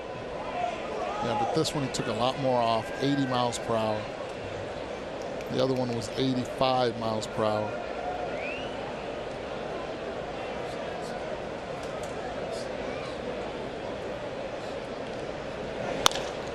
Ozuna pulls it and it kicks off the glove of Suarez. Here comes Yelich. Ozuna on his way to second, and Miami has the lead right back.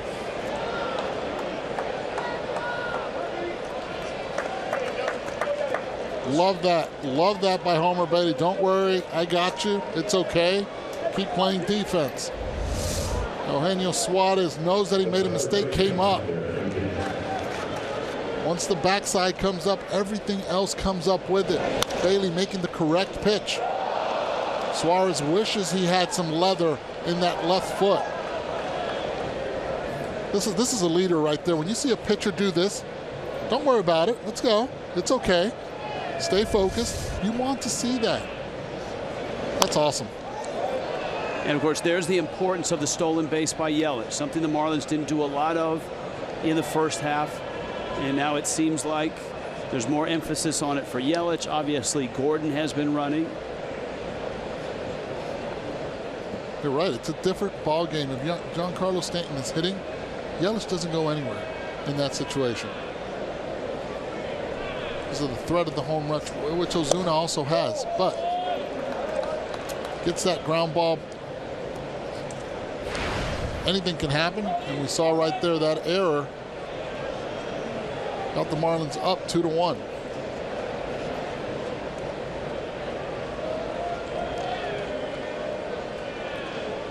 Dietrich has struck out twice. Now that's a pitch right now that pitchers are happy to throw to Dietrich because he's hitting it foul by such a great margin. But this is the thing. Early on, you see that ball stays straight, cuts a little bit in. Give a lot of credit also to the pitcher here because now he struck him out on a pitch that ran into the plate, ran away from Dietrich. So right now, Derek is not noticing if it's cutting or if it's sinking over the plate. Let's see what this one does.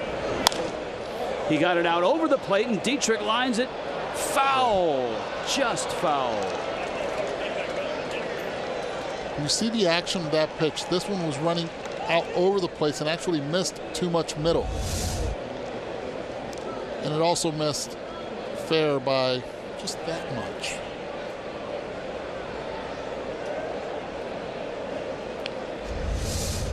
So Dietrich back to the plate. Bailey back on the mound in the Reds bullpen. Active last inning and a lot closer to coming in this inning with Josh Smith ready to go. Ozuna at second, 2-1 Miami in the top of the 5th.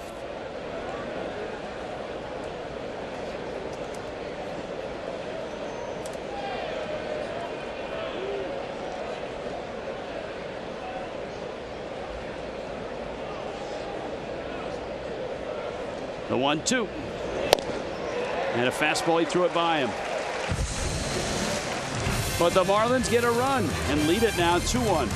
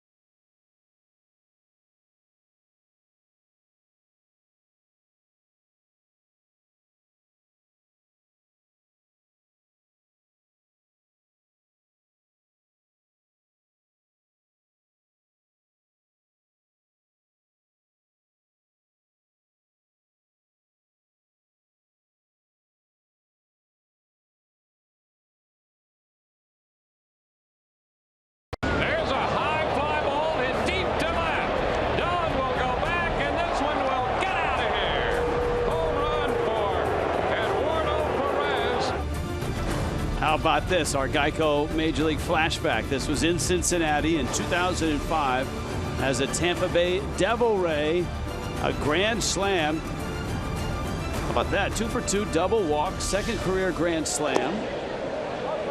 And that would put the Devil Rays on top, but they would lose that ball game. Eduardo Perez with a big night for the Rays. That had to be special. You come back here in Cincinnati. Eric Milton, the lefty, on the mound. Pretty cool. That was pretty cool. And I mentioned it earlier. The gaps here. It's 379 in the left center field. I hit that ball and I thought it was a routine fly ball. I hit it off the end of the bat. And that just goes to show elements play big time in this ballpark. But that was a fun time. My second grand slam in my career, and doing it here in Cincinnati, where I grew up, where I was born. Also, and part of the season would live here during the summers, and then the rest of the time in Puerto Rico. And it was an unbelievable childhood, and to come back to Cincinnati and do that. We actually dug up the game story out of the Cincinnati Enquirer. Wow, really? You guys did some homework. And it says, playing in the city where he grew up watching his Hall of Fame father play for the Big Red Machine, Perez rallied the Devil Rays with one of his most memorable games. He doubled off the wall in center in the first inning, and then came to the bat with the bases loaded, and the Devil Rays down 3-1 in the 5th. It's a 2-0 pitch, his 4th homer, and a grand slam. Tony and Eduardo have now 442 home runs, 4th on the father-son career list. That's changed. Behind the Bonzes, the Griffeys, Andy Alous. That changed drastically with Prince Fielder. That was in 2005. And my dad did most of the heavy work, I'll tell you that, when it comes to home runs. You hit 79 home runs, right? My father hit 379. Wow. And my godfather, Orlando Cepeda, hit 379 career home runs also. So at least the 79s, if you play the lottery, juégalo, play it, 79. Now here's the part of the story that I like. It was Willie Mopena bobblehead night. So there was that. Plus the fact that you lost the game. And you have this quote, and this is way up on the top of the game story. This is about the bullpen of the Devil Rays blowing a 5-run lead for the second straight game. That happened a lot. Lou Piniella was my manager also. He was going nuts. Well, you sounded like Lou Piniella. Here's your quote. It's absolutely frustrating. You're professionals. You want to win games. It's to the point where we're just playing. We have to concentrate for 9 innings and play as a team for 9 innings. It was a young team, and Lou Piniella, Lou gave me the green light to be able to say whatever I wanted to the media and be that veteran presence on the team. And it was a young team. You had to go through the growing pains. They were evaluating what young player had the stamina and the wherewithal to be able to maintain and continue to play at this high level. There were some young ones like what? Carl Crawford, Rocco Baldelli in that 2005 group.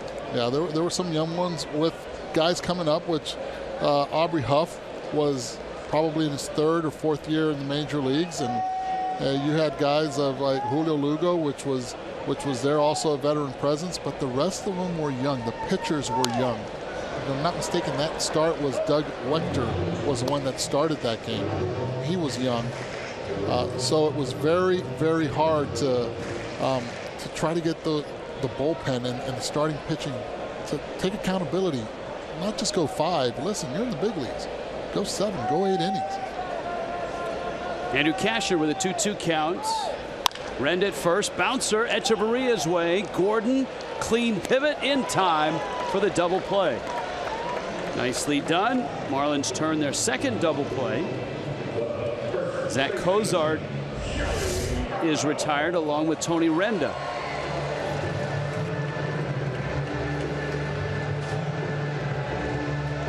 That was nice. When you get a leadoff walk and you're able to then get that double play, man, that's a sigh of relief.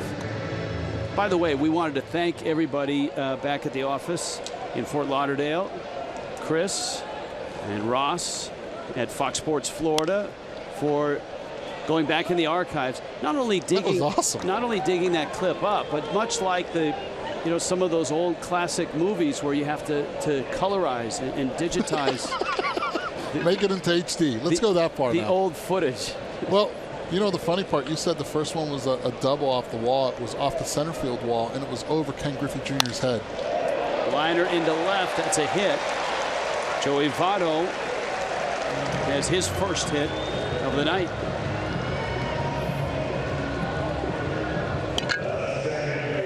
Hold that thought. Quicken rocket arms. Fewest home runs allowed by a pitching staff. Marlins at 110. The Mets 106. And you look a lot. You look at those. Look at the ballparks where they're playing in. Big ballparks.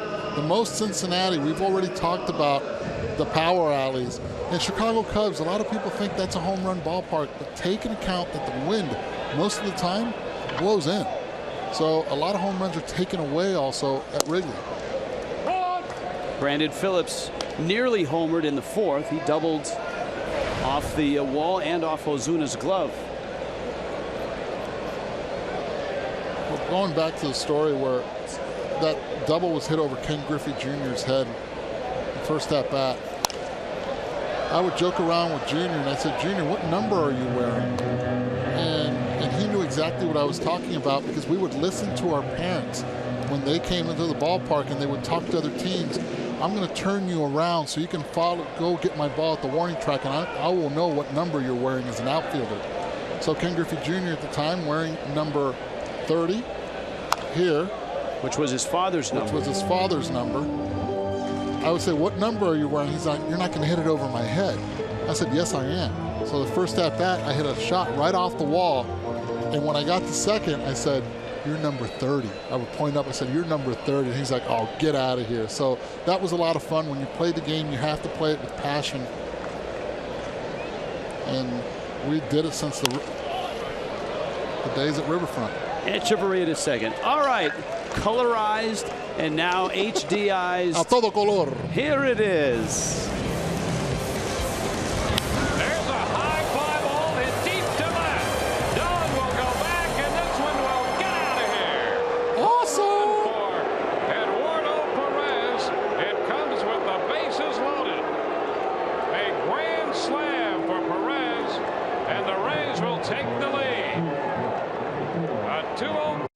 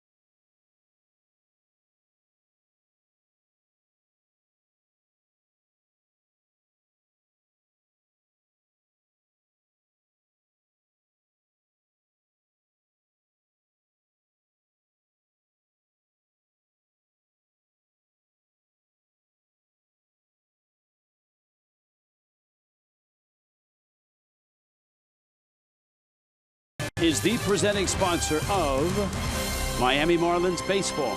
All right, a couple things here. It's 2-1 Marlins, 6th inning, and it both involves pitchers.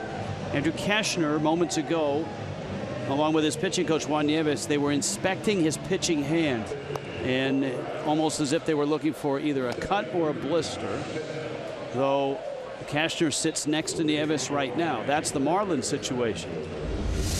Here's a look. And they're looking at that middle finger.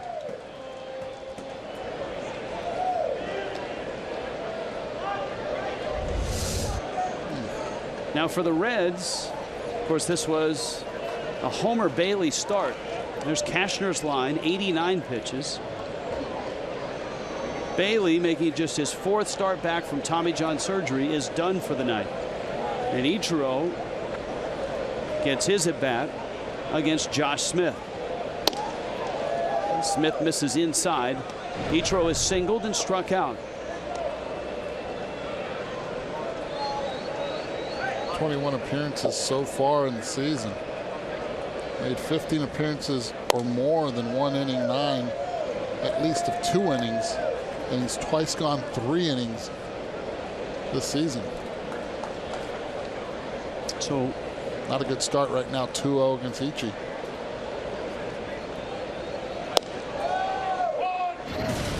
Toyota brings you an inside look. Most stadiums with 1 hit.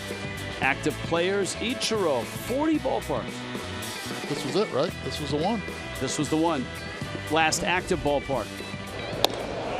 That one moves him out of the way. He also had a hit in the old Riverfront. But he had not had a hit here. Next year, Atlanta opens up a new ballpark. That's right.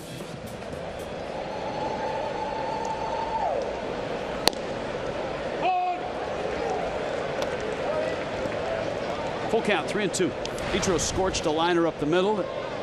Glanced off Phillips' glove for a hit, and he struck out in the second.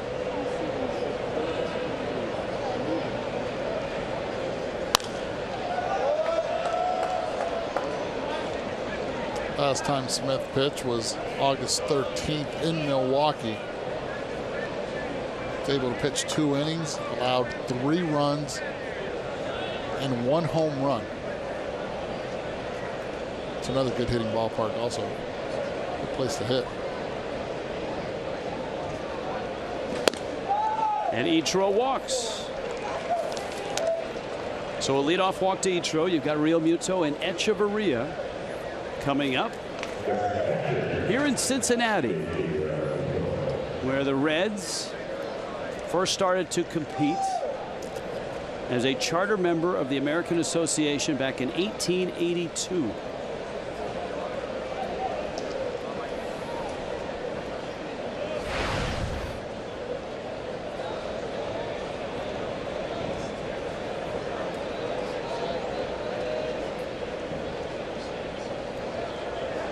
Of course, in a story I always like to tell because I know you enjoy it. Actually, 1876, 1869 is when the charter started. The Reds, established then, ran afoul of a league organizer and the longtime president, William Hulbert, because the Reds sold beer during the game and they rented out their ballpark on Sunday, which the owners here felt was important because of a large German population, they said. Well, the league had a distaste for both beer and Sunday baseball, and so they kicked him out. They were expelled. A lot of arguments, a lot of decisions have always been around beer. And that's one of the major examples. Real Muto pulls it to third. There's one. And Real Muto beats the throw.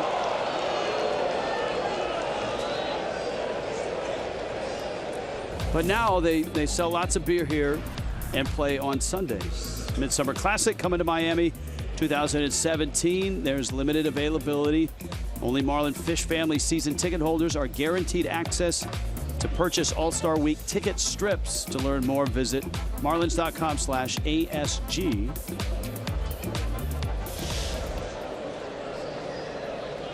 Here is Echeverria.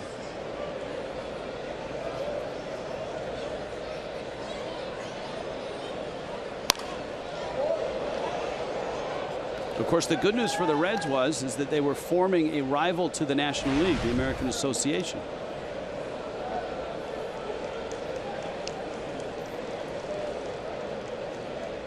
And that got the ball rolling. The Reds won the inaugural pennant in 1882. That was the Little Red Machine.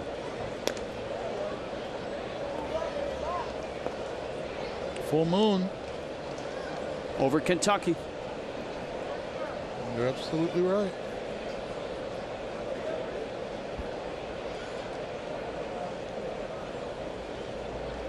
It's awesome. Good. Real Muto back.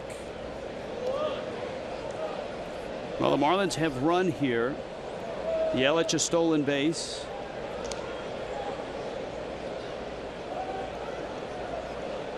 Ichiro was running on a Real Muto at bat when he fouled the pitch off. Echeverria way out in front. We talked about the one Ozuna. He threw to Ozuna the curveball, 80 miles per hour. That one, 75 miles per hour. Different pitcher, but it just shows you different looks from different guys. You have to be able to get your timing. That's what's so difficult about when you get a different viewpoint, a different arm with different stuff. You have to do it quickly. You have to be able to make that adjustment quickly within that at bat.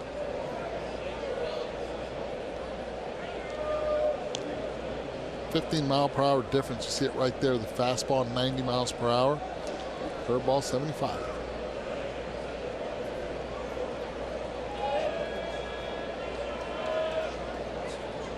Not a big lead by JT, and he's just a hop away from first.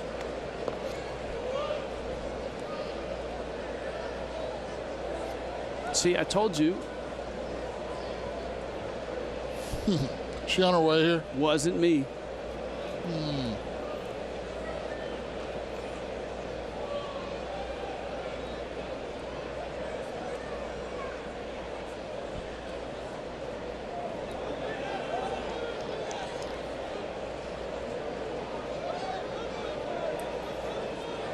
Preston texted me and said he saw you with her, but he doesn't know where and doesn't know when. He can't recall. It's all hearsay. 2-2. Edge pops that one up. Cozart makes the catch. And this is going to be another Cashner at bat.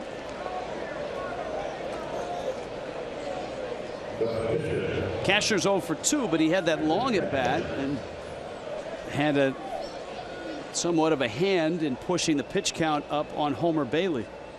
That was back in the 4th. Well, Chris Johnson also had a bat in hand, and I think it depended if the runner was going to be in scoring position or not. Cashner took his time, looked at Mattingly, and said, okay, go get him. Buying himself another opportunity to go up in the bump for the bottom of the 6th inning.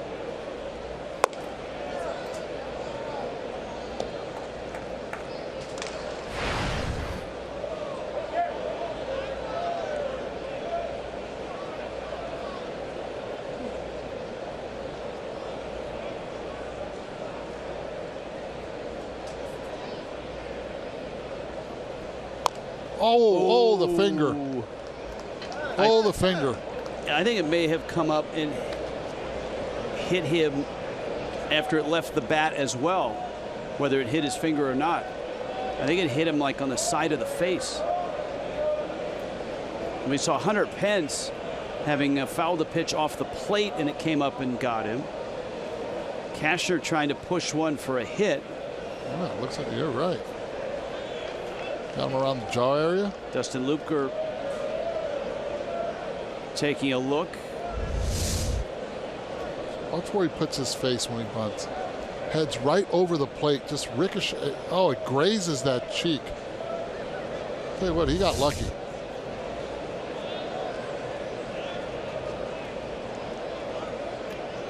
Ooh.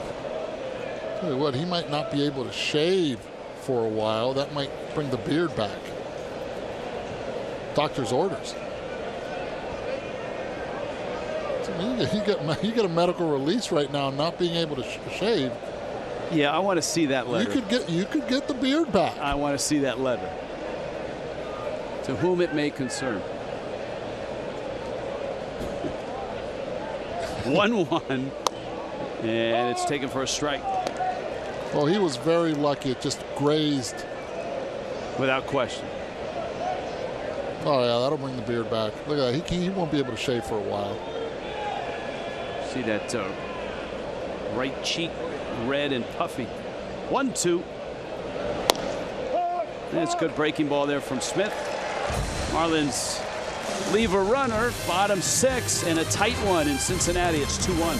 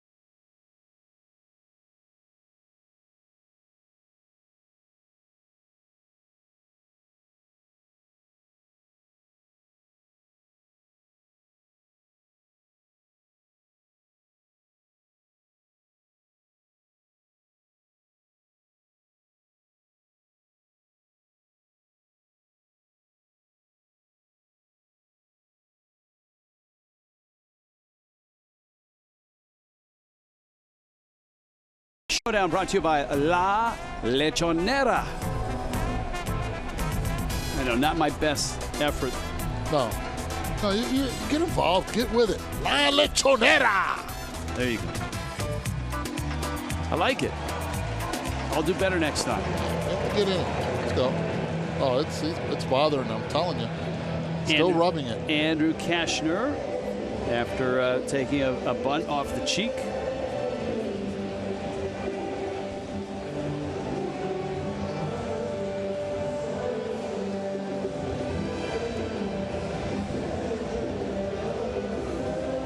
And he'll take aim at Eugenio Suarez, Scott Schebler, Tucker Barnhart. The Marlins are headed to Pittsburgh after the game tomorrow. See a little redness on that right cheek. Friday night, Saturday night, and Sunday in Pittsburgh. Here's another look at the bunt.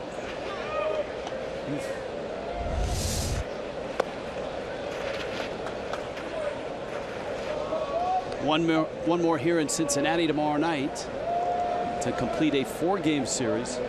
And then the tour of the Central continues. Pirates Friday, Saturday, Sunday afternoon.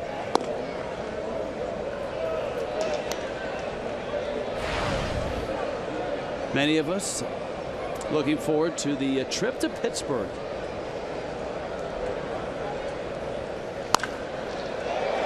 That is cracked by Prado into the corner. And Suarez has his second double of the night. After a slow start to the season, Eugenio Suarez has done a nice job hitting close to 300 in his last 26 games. Ball down, second double, as you said. Working the count, and I think this will be it. Don Mattingly on his way out. And he is going to the bullpen.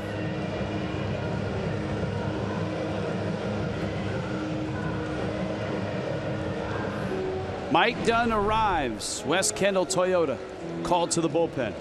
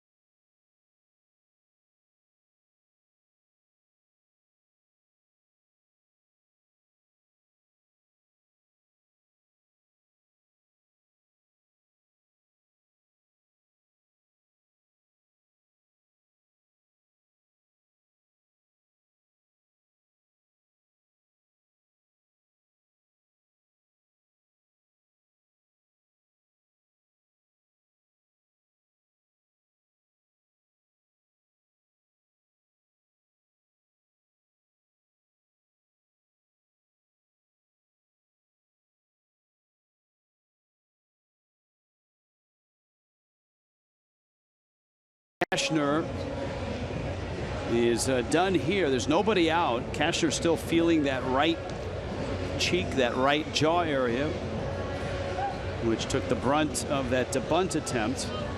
And now the Marlins bullpen will try to get 4 innings.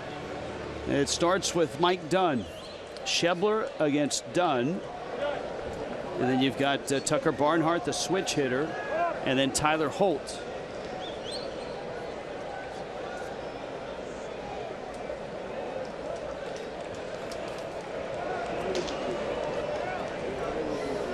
Miami's pen still busy.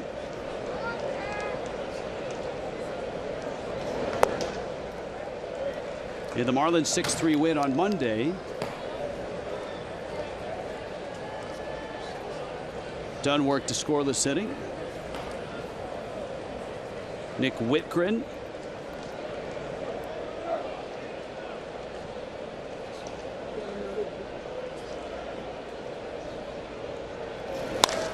Schebler to right. Ichiro there, and he makes the catch. Boy, good jump and good closing speed by Ichiro. That was going to his right. Really didn't get it. It looks like he didn't see it well off the bat, but man, he gained some ground quickly. And the best part about it, Suarez again not being able to advance the base and force the infield and Don Mattingly to make a decision if you have to play in or not. This is a big, big at-bat right now. These are facing Tucker Barnhart from the right side and not the left.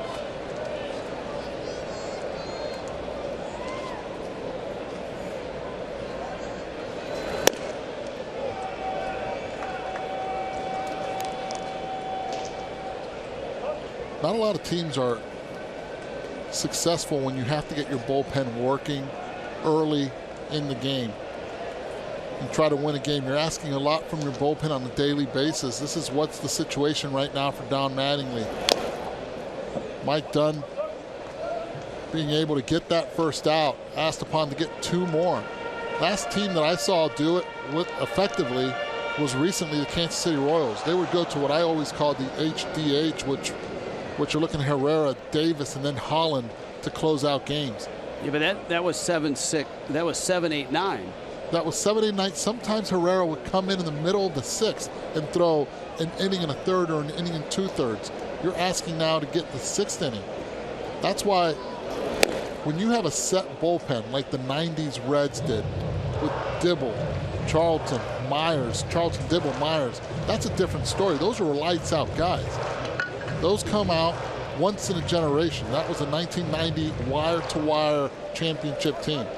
Well, look, the byproduct of that, of starters just going 5, there's a couple of things. Dunn's 1-2 coming to Barnhart. And a ground ball first. Dietrich gets to the bag and gets the out. Number one, the Marlins are still carrying an 8-man bullpen. So it's a 4-man bench and an 8-man bullpen. And in the foreseeable future, up until September 1st, it almost has to be if the starters are going to continue to go short. The other thing is, it means everybody in that bullpen has to contribute. There can't be a couple of guys that are, just in blowout situations. Everyone's going to pitch in a high leverage spot sooner or later. And I think the good news is a guy like Whitgren, a guy like Ellington, certainly Dustin McGowan, have been able to do that, have been able to fill the role of long guy and pitch in high leverage spots. My question to you is, and maybe it's not to you, it should be a question to the field manager and the rest of the organization, is how far, and that's I think the question they have also, how far can these young players go? And because now you're getting into uncharted territory when it comes September. A lot more appearances than ever before. Down the stretch, you need them. You can't protect them at this level of the game when you are fighting for a wild card spot. Well, the hope is, I would expect, that come September 1st, when you can add an arm or two in the bullpen, maybe a guy like Urena slides back into the pen and becomes more of a long guy, an inning guy. And of course, that's a whole nother issue for the Marlins, is the status of some of their injured starting pitching. That's the big question mark.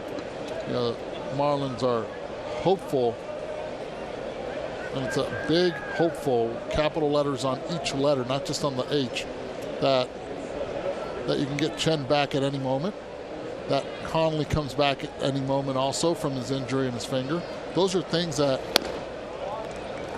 they need, those two left-handers back to at least give them at least a breather and more experience also when it comes to arms coming from that pen or even from the starting rotation.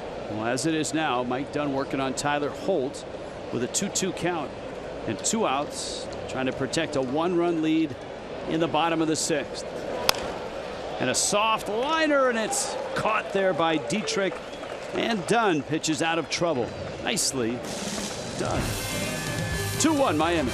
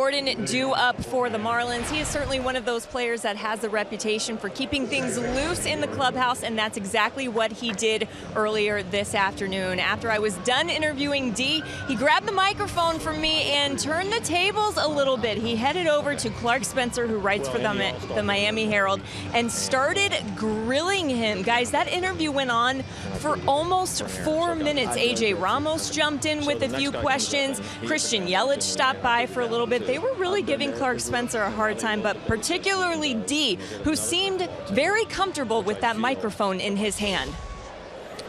Yeah, he's good. I mean, D is, that's why he's beloved in the clubhouse. Gordon takes in. Marlins up 2-1. 7th inning rolls around in Cincinnati. 1 for 3 is Gordon. You've got Prado and Yelich, both with hits right behind him. Inning 2 for Josh Smith. 5 innings from Homer Bailey.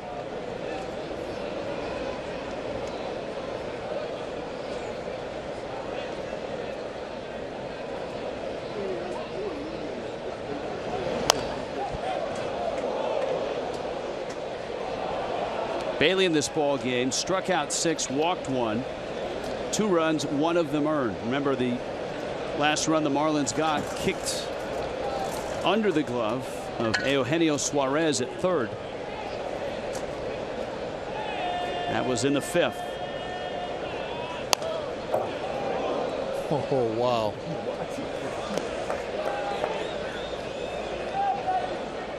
Thank goodness for that railing in front of the Marlins dugout. That was coming in hot.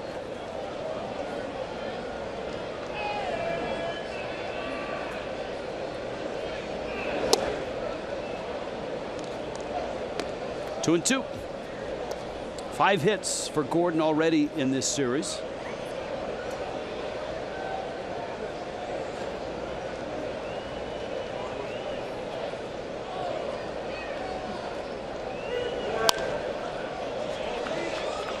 And he flips that one foul.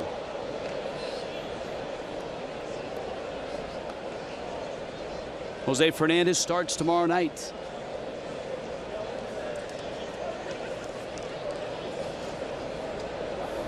Tom Kohler and Garrett Cole. That's Friday night's matchup. That's going to be a good matchup. The way Kohler has thrown over the last month, He's moved his ERA south of 4 now at 3.86. Garrett Cole is 7-8 with a 3.25 ERA. David Phelps on Saturday night against a righty, Chad Kuhl, and then Ryan Vogelsong and Jose Urena.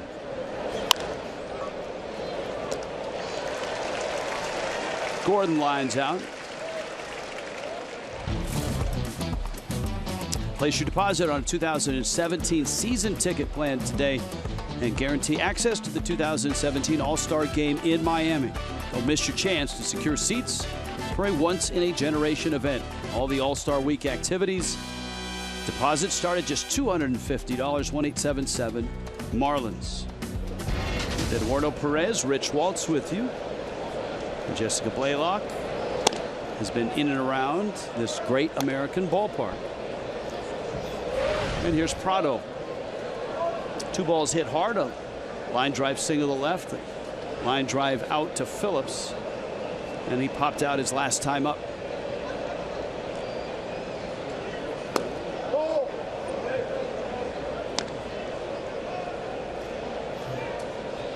Now this situation, Martin Prado looking for a pitch up in the zone he can drive. Sacrificing a little bit of the base hit, going for the power. Good take. Smith behind 3-0. Cardinals have won. They beat Houston earlier today, 8-2. Cardinals are 8 over.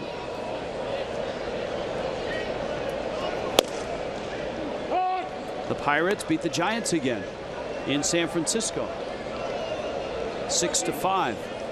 And the Pirates are now 6 over. Marlins 5 over, trying to draw back even with the Pirates with a win here tonight. And of course the Pirates and Fish in Pittsburgh this weekend. 3-1.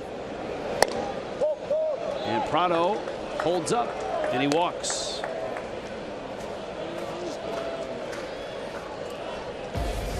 Nobody sees sports quite the way Colin Cowherd and Jason Whitlock do.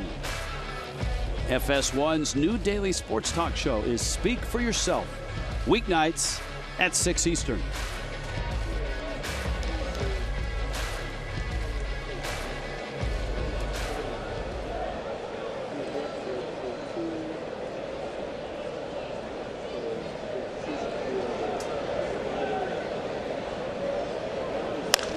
Yelich has hit 2 balls hard. A liner that got to the track in left center field. And a line drive single to center. He has stolen a base and scored a run.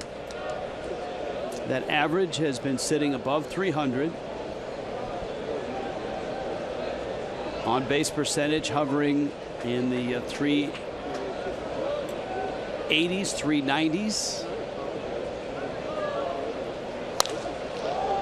Yanks that one fouling out of play. If you take away April and May of last year, he had the lower back injury. He tried to play through it, struggled, went on the disabled list. Once he came back and once he was healthy, all those numbers have been extremely consistent. And the power this year is starting to come. Hit his 13th homer last night.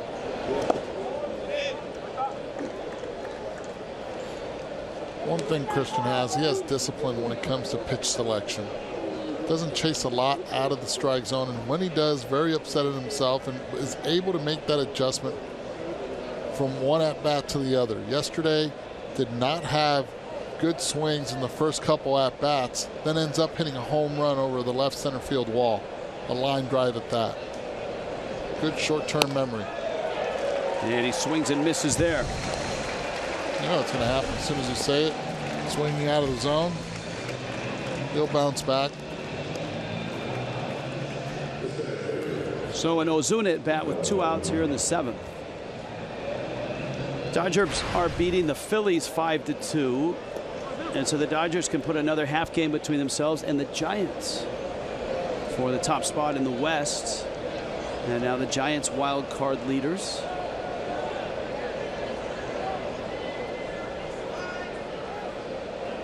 Giants are 12 over.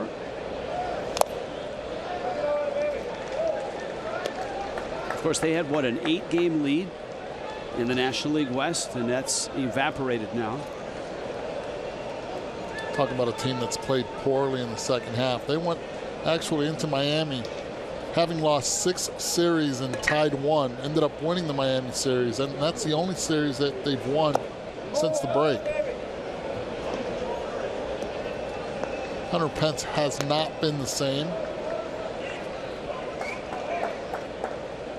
Joe Panik, same thing, have struggled coming out of the disabled list. Andrew McCutchen had a 2-run homer today against him. Oh, he gets hot. Watch out. Yeah, he had not been hot, but all of a sudden he's turning it on. And the Pirates swept the Giants in San Francisco.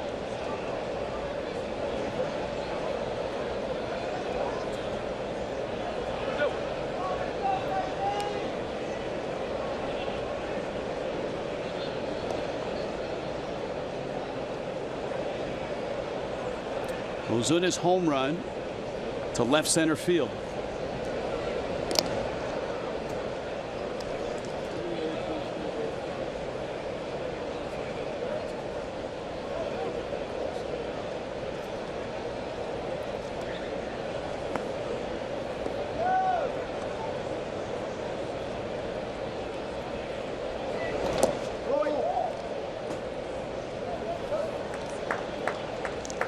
Another take and a 2-1 count.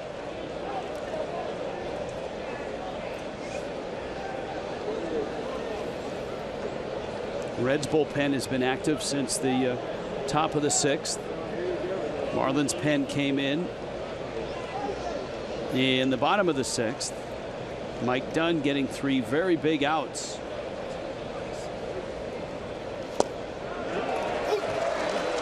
Ozuna not happy with that swing. He's not. They've given him a steady dose of sliders and curveballs this game. Was able to hit one for a home run. Then Homer Bailey was able to get him to hit a ground ball on the other. And the same thing right there. Wants to be able to stay back. He knows he had a good pitch to hit. Great opportunity and missed it.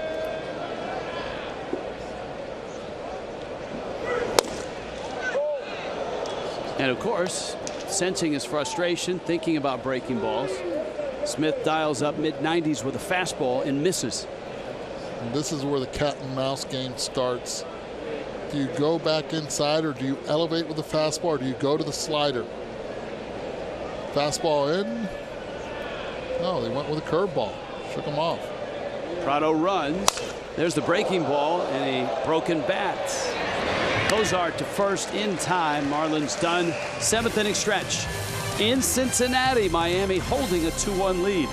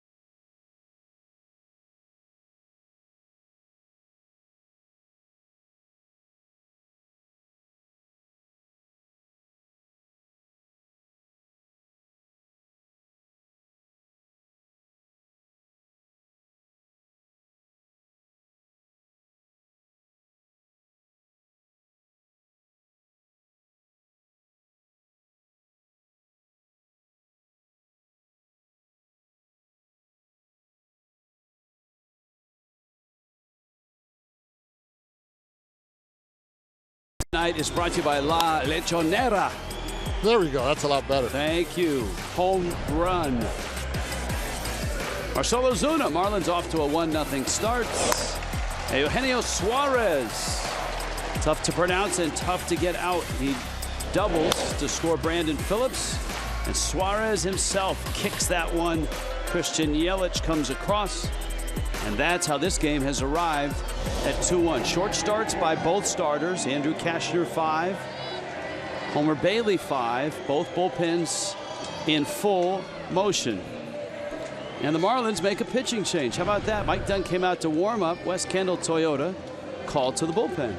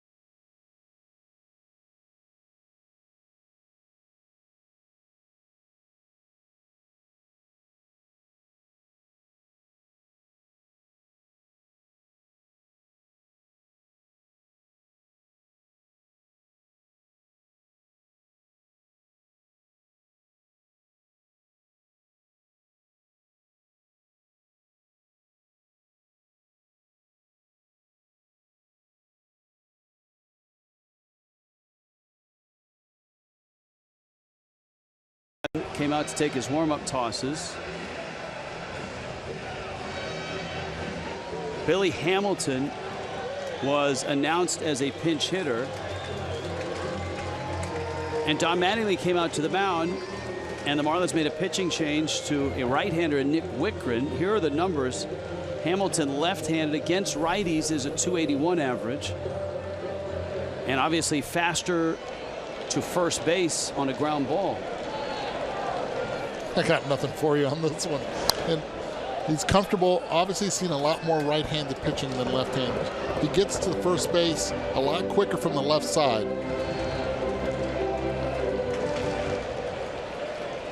This is interesting right here, the move that Don Mattingly made, but there's always a reason, a method for the madness. Top of the order follows Hamilton. Here's Wickren in a nice season for him. Tony Renda, Zach Cozart.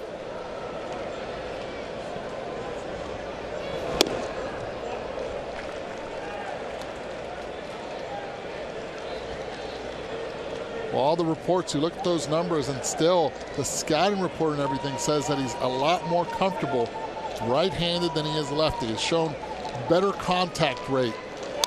Told you guys, there's a reason to the madness on this one. The numbers sometimes, guess what? They do lie.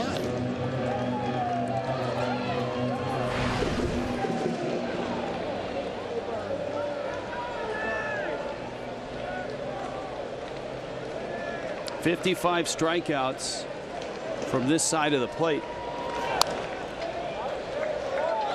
He's in straight protect mode right now. Wickren throwing that fastball. Look at his career numbers. Left-handed 249, right-handed 243.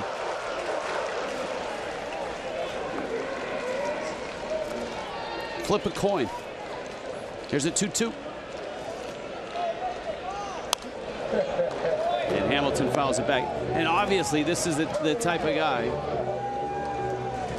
that you don't want on first base in a one-run game with the type of speed that he's got, leading the National League in stolen bases. He crashed into the wall in center on Monday night and had to come out of the game. Change up. This is tough. Oh, nope. Wittgren bobbled it, and Hamilton's aboard. As soon as he hit it on the ground, you're talking about the fastest guy in the game. Billy Hamilton, the game changes. He's a game changer. He's able to get wood on it, and as soon as he gets in front of it, it's over. Tries to barehand it. He understands the speed that Billy Hamilton has. Slapping it on the ground, and by the time he catches it, we're talking Billy Hamilton's already halfway there. Okay, a couple things to think about here. Number one, is Hamilton at full speed after crashing into the wall? And, he got down the line pretty well, but it's tough to judge if that was full Billy Hamilton 100%. Wittgren holds runners pretty well. And this will be a battle here with Renda up. Quick to the plate is Wittgren with strike one. Renda giving Hamilton one pitch to steal on. Wittgren will have to mix his looks, speed up the delivery, at the same time execute.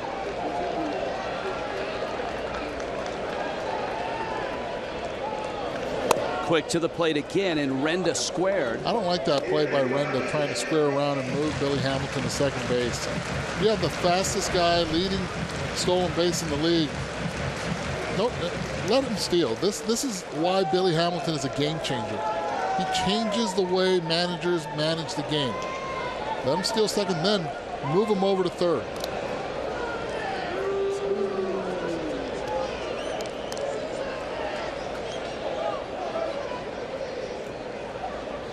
Ball and a strike. Dietrich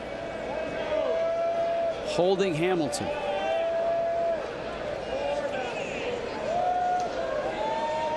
Hamilton not running. There's the bunt. First base side. Real Muto gets the out. And so now Hamilton in scoring position. You've got Cozart and Votto coming up. Well, playing at home, you go for the tie. That's well executed when you're talking about the bunt. Tony Renda using and doing everything perfect in that bunt situation. Still, you have that kind of speed. You have him at second base. Have to be careful that he could steal third. Wittgren still has to be quick to the plate.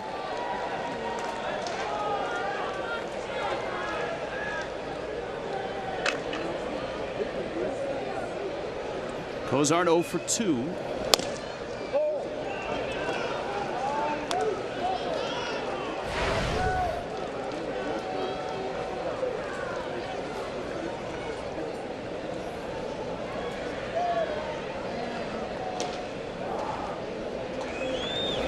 Cozart had an injury-filled year last year.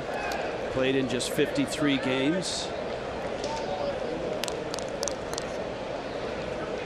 University of Mississippi product.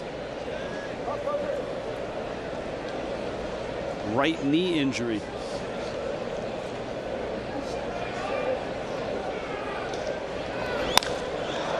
High pop-up. Echeverria settles and makes a catch. So Wittgren has the second out. Now you've got Votto coming to the plate. Phillips is the on-deck hitter. The question is, do you walk the go-ahead run or do you pitch to him? The book says you don't, but this is another game changer, Joey Votto. A lot of managers would walk Votto, put the go-ahead run on, and take their chances in the matchup with Phillips, and that's exactly what Don Mattingly is doing. Interesting that JT Realmuto does not have the mask on during this sequence. I haven't seen this before. I was just saying that to the production truck. The same thing. Have never seen a catcher with a mask on his head. But Realmuto may feel that in this case he wants a really good look at it. Yeah, but he has to anticipate or the he's bad unaware. throw here. Yeah, he has to anticipate. He's very relaxed right there. I've seen so many pitchers throw one out. All right, there's ball 4. So the Marlins are going after Phillips, And Phillips has doubled, is 1 for 3.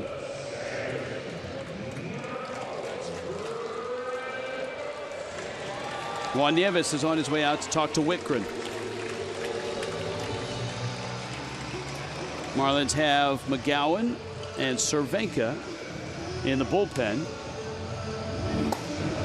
There are certain managers in the past and still in the league that do not like to give that intentional walk, but what they'll do is they'll tell the catcher, set up way outside, squat down, give me 4 pitches way on the outside corner. That way, you don't sort of wake up that sleeping giant on deck. That sleeping giant being Brandon Phillips.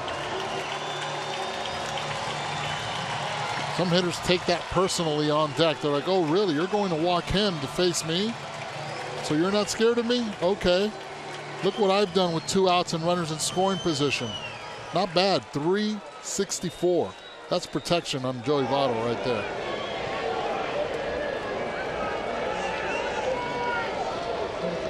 And Phillips is hot. He's hit in 9 of his last 11 games. And in those 9 games, he's got 19 hits.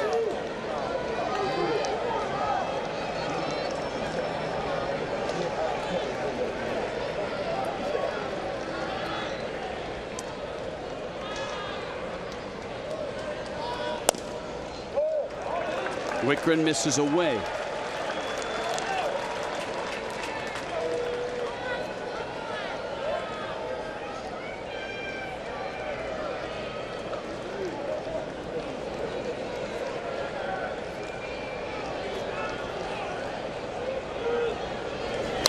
Phillips fouls that pitch back.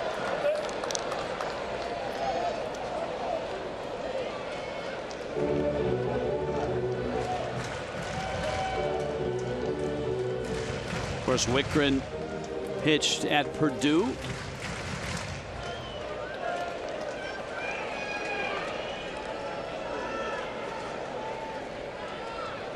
Hamilton the runner at second. Votto's at first. 1-1.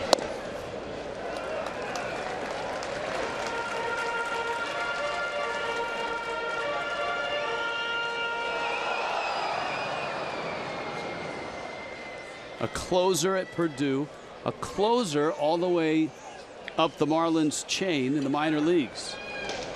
Certainly a high leverage spot here in a 1-run game.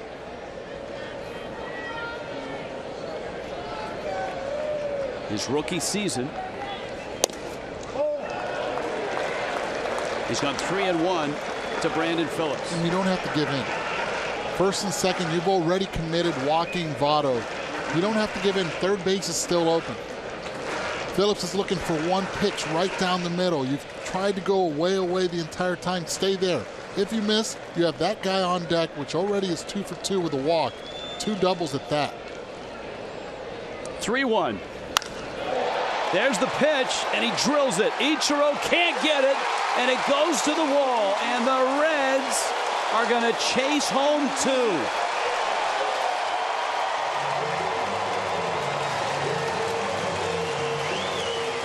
And the intentional walk blows up. Talk about waking up a sleeping giant. It's exactly what the Reds did. 15-year veteran. Great average with runners in scoring position. And what do guys with scoring position do? They use the entire field. You've been pitching him away the entire time. He makes the adjustment, commits to it, and doesn't try to pull. Drives it into right center field. Just out of the reach of Ichiro. Drive Joey Votto scoring. The gamble didn't pay off. 26 doubles. Phillips. 2 outs, runners in scoring position. You saw the graphic. One of the best in the National League. And here is Suarez. He is doubled twice.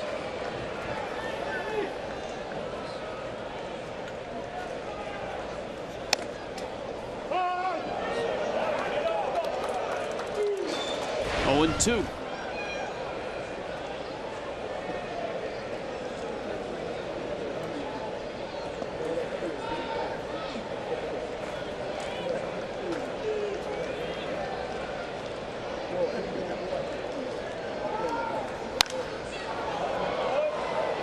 Still 0-2.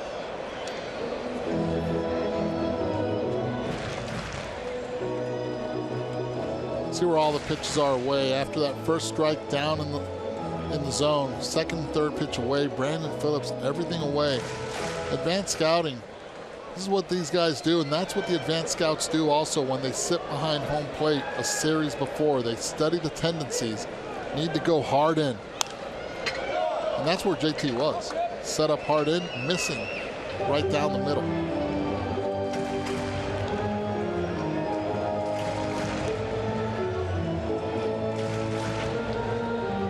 There's a quadrant that you want to be able to exploit. Up and in. They haven't gone there yet. He's in. Good and he pitch. hit the glove and missed. That's a good pitch. Either which way, Suarez diving out over the plate.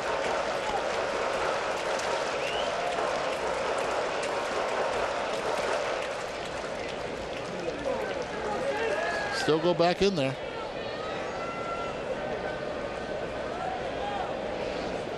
One, two. And Wickren goes 2 balls and 2 strikes. Well, remember the inning open on the pinch hit dribbler by Billy Hamilton. Wickren tried to barehand it, and for a brief instant he had it and then lost the handle. And once that handle was lost, Billy Hamilton was past the bag at first.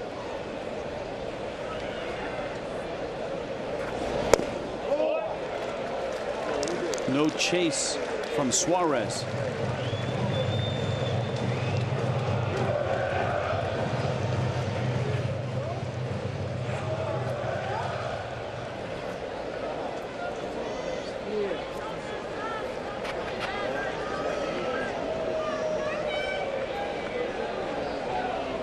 Three-two. Echeverria on to first, but the Reds rise up. And Brandon Phillips with a 2-run, 2-out double makes it 3-2 Cincinnati.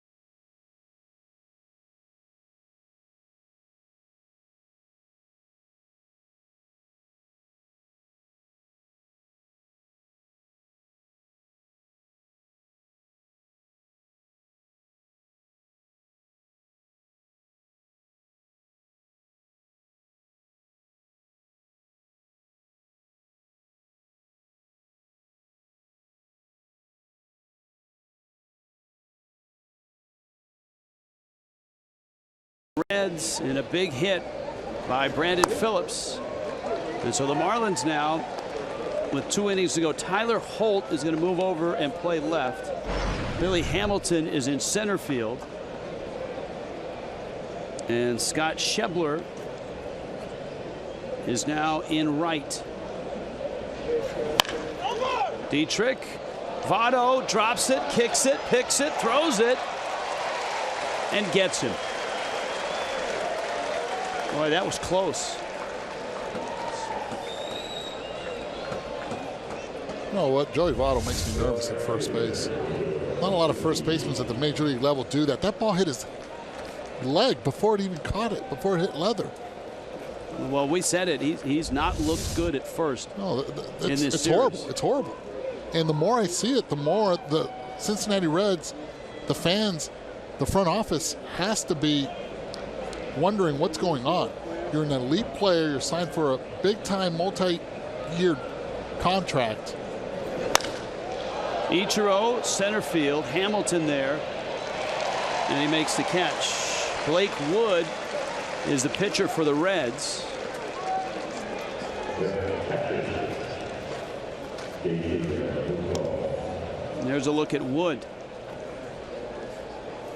And here comes Real Muto, and Wood has the first 2 outs here in the 8th inning.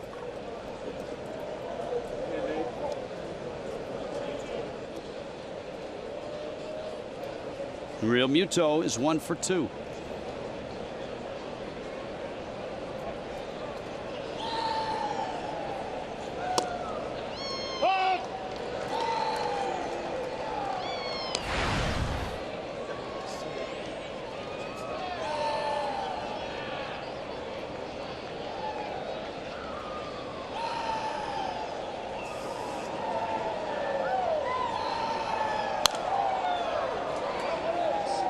And quickly it's 0-2. So a series of moves in the bottom of the 7th. Mike Dunn came out to start the inning once Hamilton was announced. Whitgren came in. Hamilton had an infield hit. The intentional walk to Votto, and Whitgren on a 3-1 pitch gave up the Phillips 2-run double. That was after 5 innings of Andrew Cashner. Dunn would log an inning, getting 3 outs in the 6th.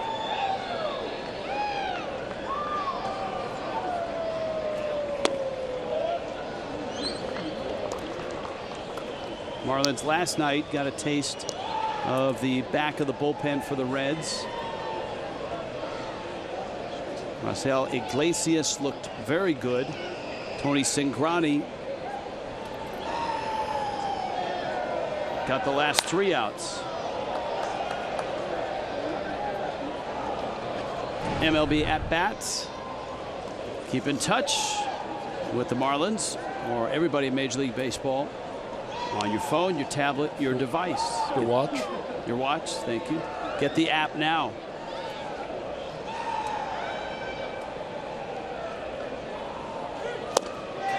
Real Muto swings and misses. And the Marlins down in order. In the 8th, down a run is Miami. It's 3-2.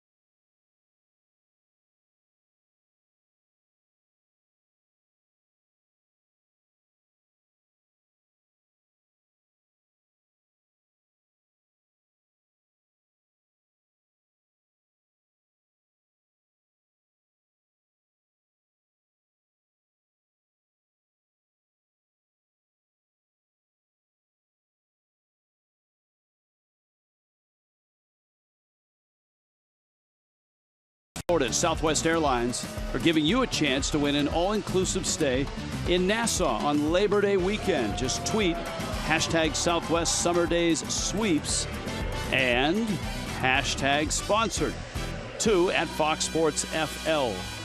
It's your chance to win. Read the fine print, use your DVR, and away you go. 3-2 Cincinnati.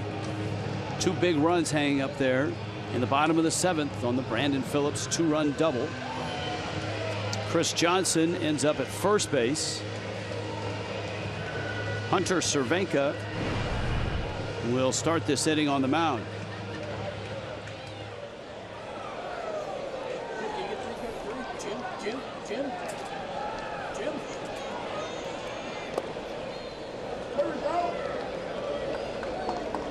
That's probably going to put Johnson in the 9 spot. And so he's due up second in the 9th. It's Echeverria, Johnson, and Gordon. Schebler sends Gordon out into shallow right center, and he makes the catch.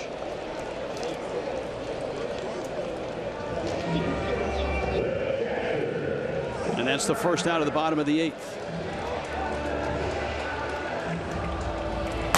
Marlins saw the Reds closer, Tony Cingrani, last night.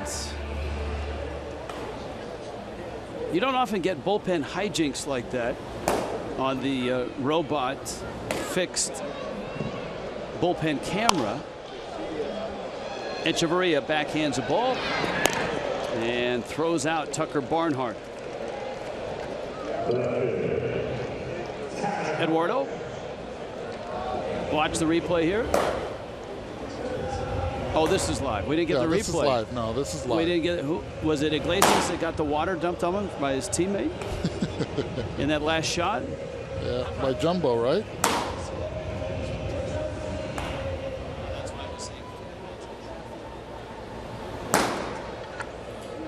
Tony Cingrani. We were hoping to catch continued hijinks.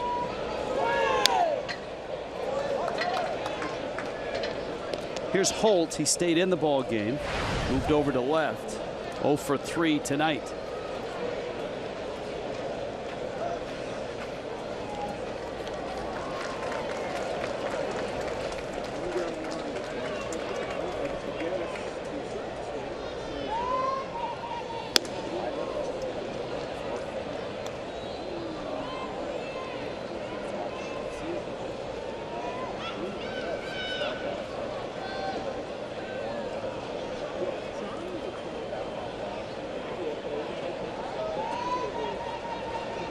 Cervenka, of course, acquired from the Braves.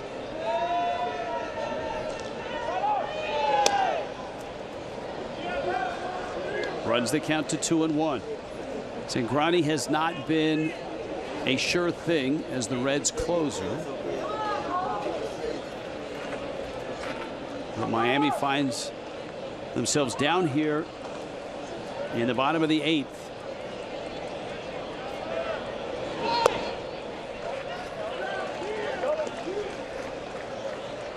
Combing through our records, back in 2013 there was a similar situation. It was extra innings at the time. It was the 13th inning, and the Marlins intentionally walked Joey Votto, and Brandon Phillips hit a sacrifice fly to walk off for the Reds. Ichiro has to go a long ways, and it lands beyond him off the wall. Around second, headed for third, and Gordon's throw bounces, skips by Prado. So I'm not sure what Tyler Holt was going through his mind, because had the Marlins executed the relay, he would have been out by a good margin. Yes, and there's no reason to go to third here. There are 2 outs. You're already in scoring position. This ball bounces, goes the other way. You're forcing the Marlins to make a perfect cutoff. Ichiro hits it, but D. Gordon isn't able to get the ball out of his glove. Double clutched right there, having trouble, and that saved Holt from a big base running mistake. Ball's right in front of him. He sees it, Okay, he's making up his mind. He never looks at Billy Hatcher, the third base coach, committed. Sometimes it's good to be lucky. Marlins make another pitching change. Wes Kendall, Toyota, called to the pen.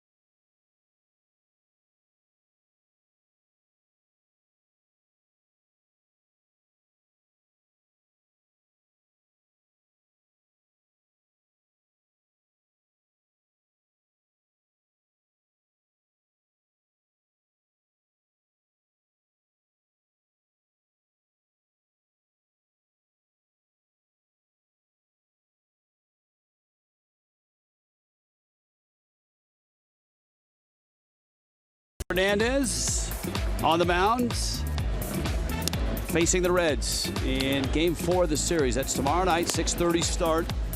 Marlins Live starts it. Dan Straley goes for the Reds. And Jose, a start here in Cincinnati.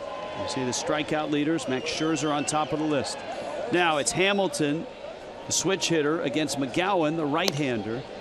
The Marlins feel very strongly, it's obvious, that they prefer Hamilton from this side of the plate, because twice now they've made a pitching change just to flip Hamilton to this side of the plate.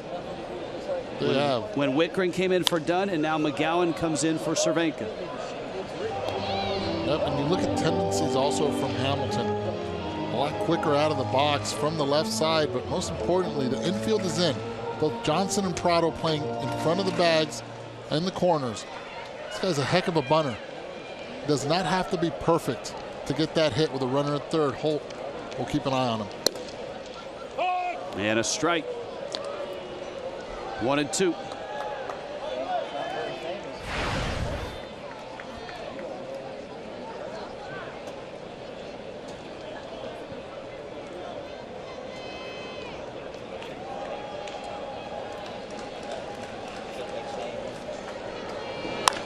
Hamilton, Gordon to first in time. And McGowan finishes the 8th. The Marlins down a run, headed to the 9th.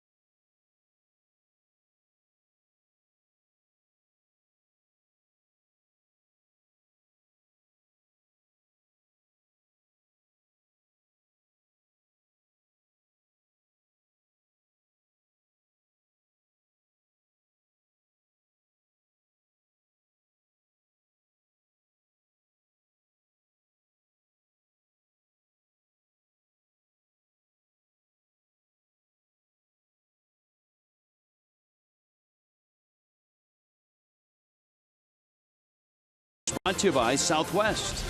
Transparency, low fares, nothing to hide. The all-new 2017 Chrysler Pacifica. And by your South Florida Honda dealers. Cincinnati. Paul Brown Stadium. And of course, the Great American Ballpark, where the Great American second baseman, Brandon Phillips, has been a big factor here. He missed the first 2 of the series with lower leg injuries, 1 on each leg.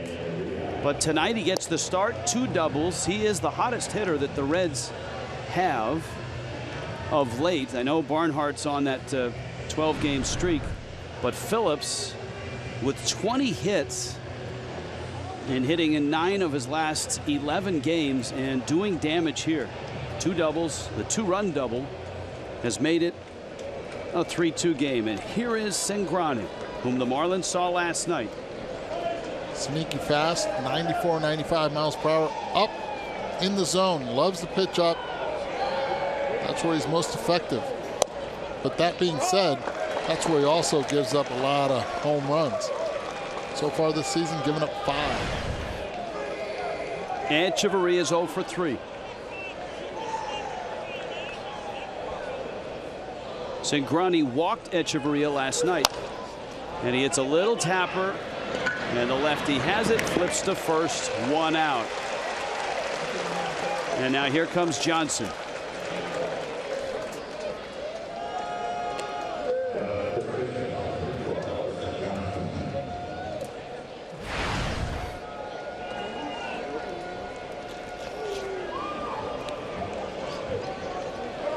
Dee Gordon is on deck.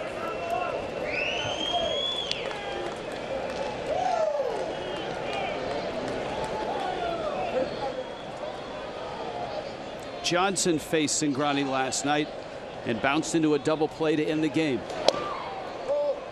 And the lefty misses up.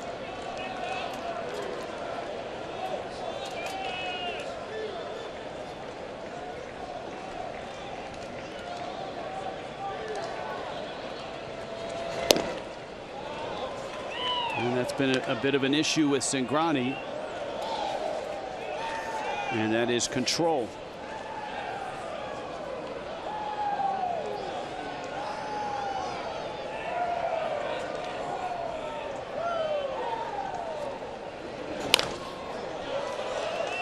Johnson firing after a 2-0 pitch, and it's 2-1.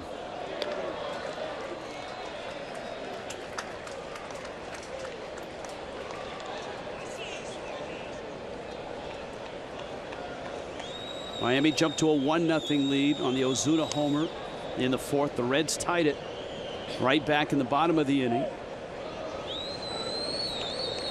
Marlins got another run in the top of the 5th and held a 2-1 lead till the bottom of the 7th.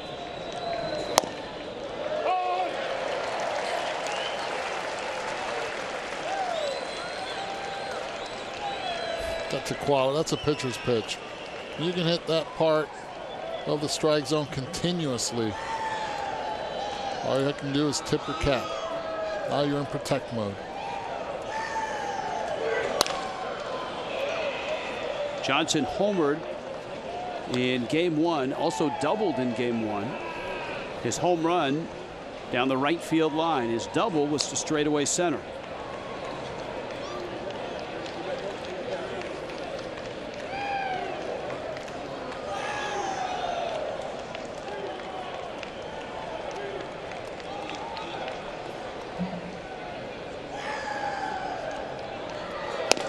And he got him.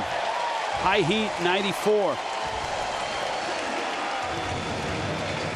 And the Marlins down to their last out here. Yeah, he was staying away. This time climbing the ladder, going up. Gets CJ to chase. That's the appearance that Cingrani has. Does not possess that 99 mile per hour, but his release point makes it feel like the ball's, appears like the ball's coming up.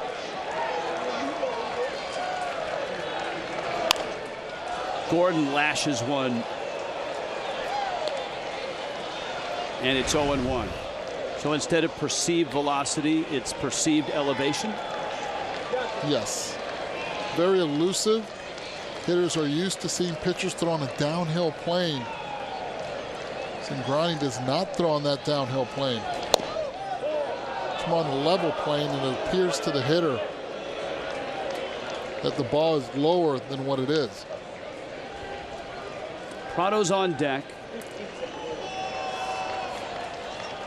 Gordon 1 for 4.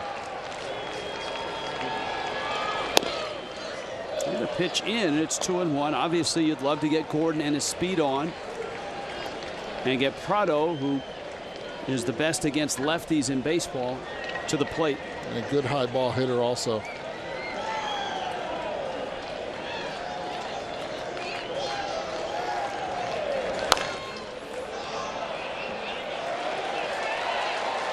It's 2-2.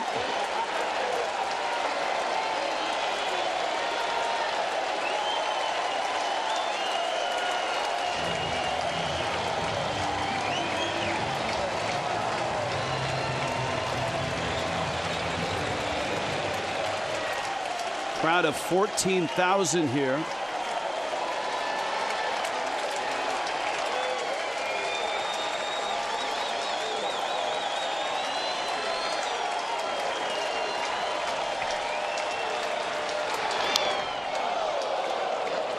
In protect mode.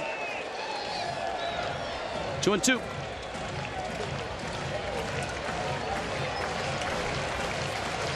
Well, the Reds, since the All-Star break, have been a winning team.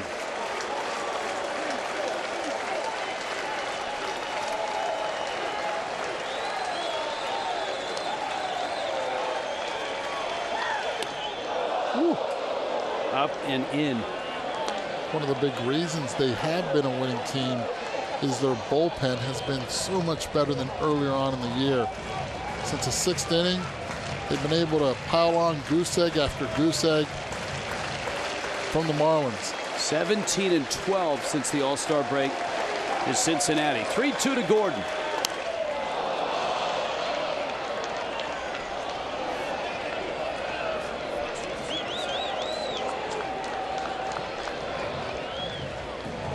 There's no real rhyme or reason to Cingrani and Gordon here, is there? I mean, look at the no. 4 on the inside and no. 3 on the outside. Just think that the box is a piñata and you're blindfolded and you're just trying to swing away. That's exactly where Cingrani's going.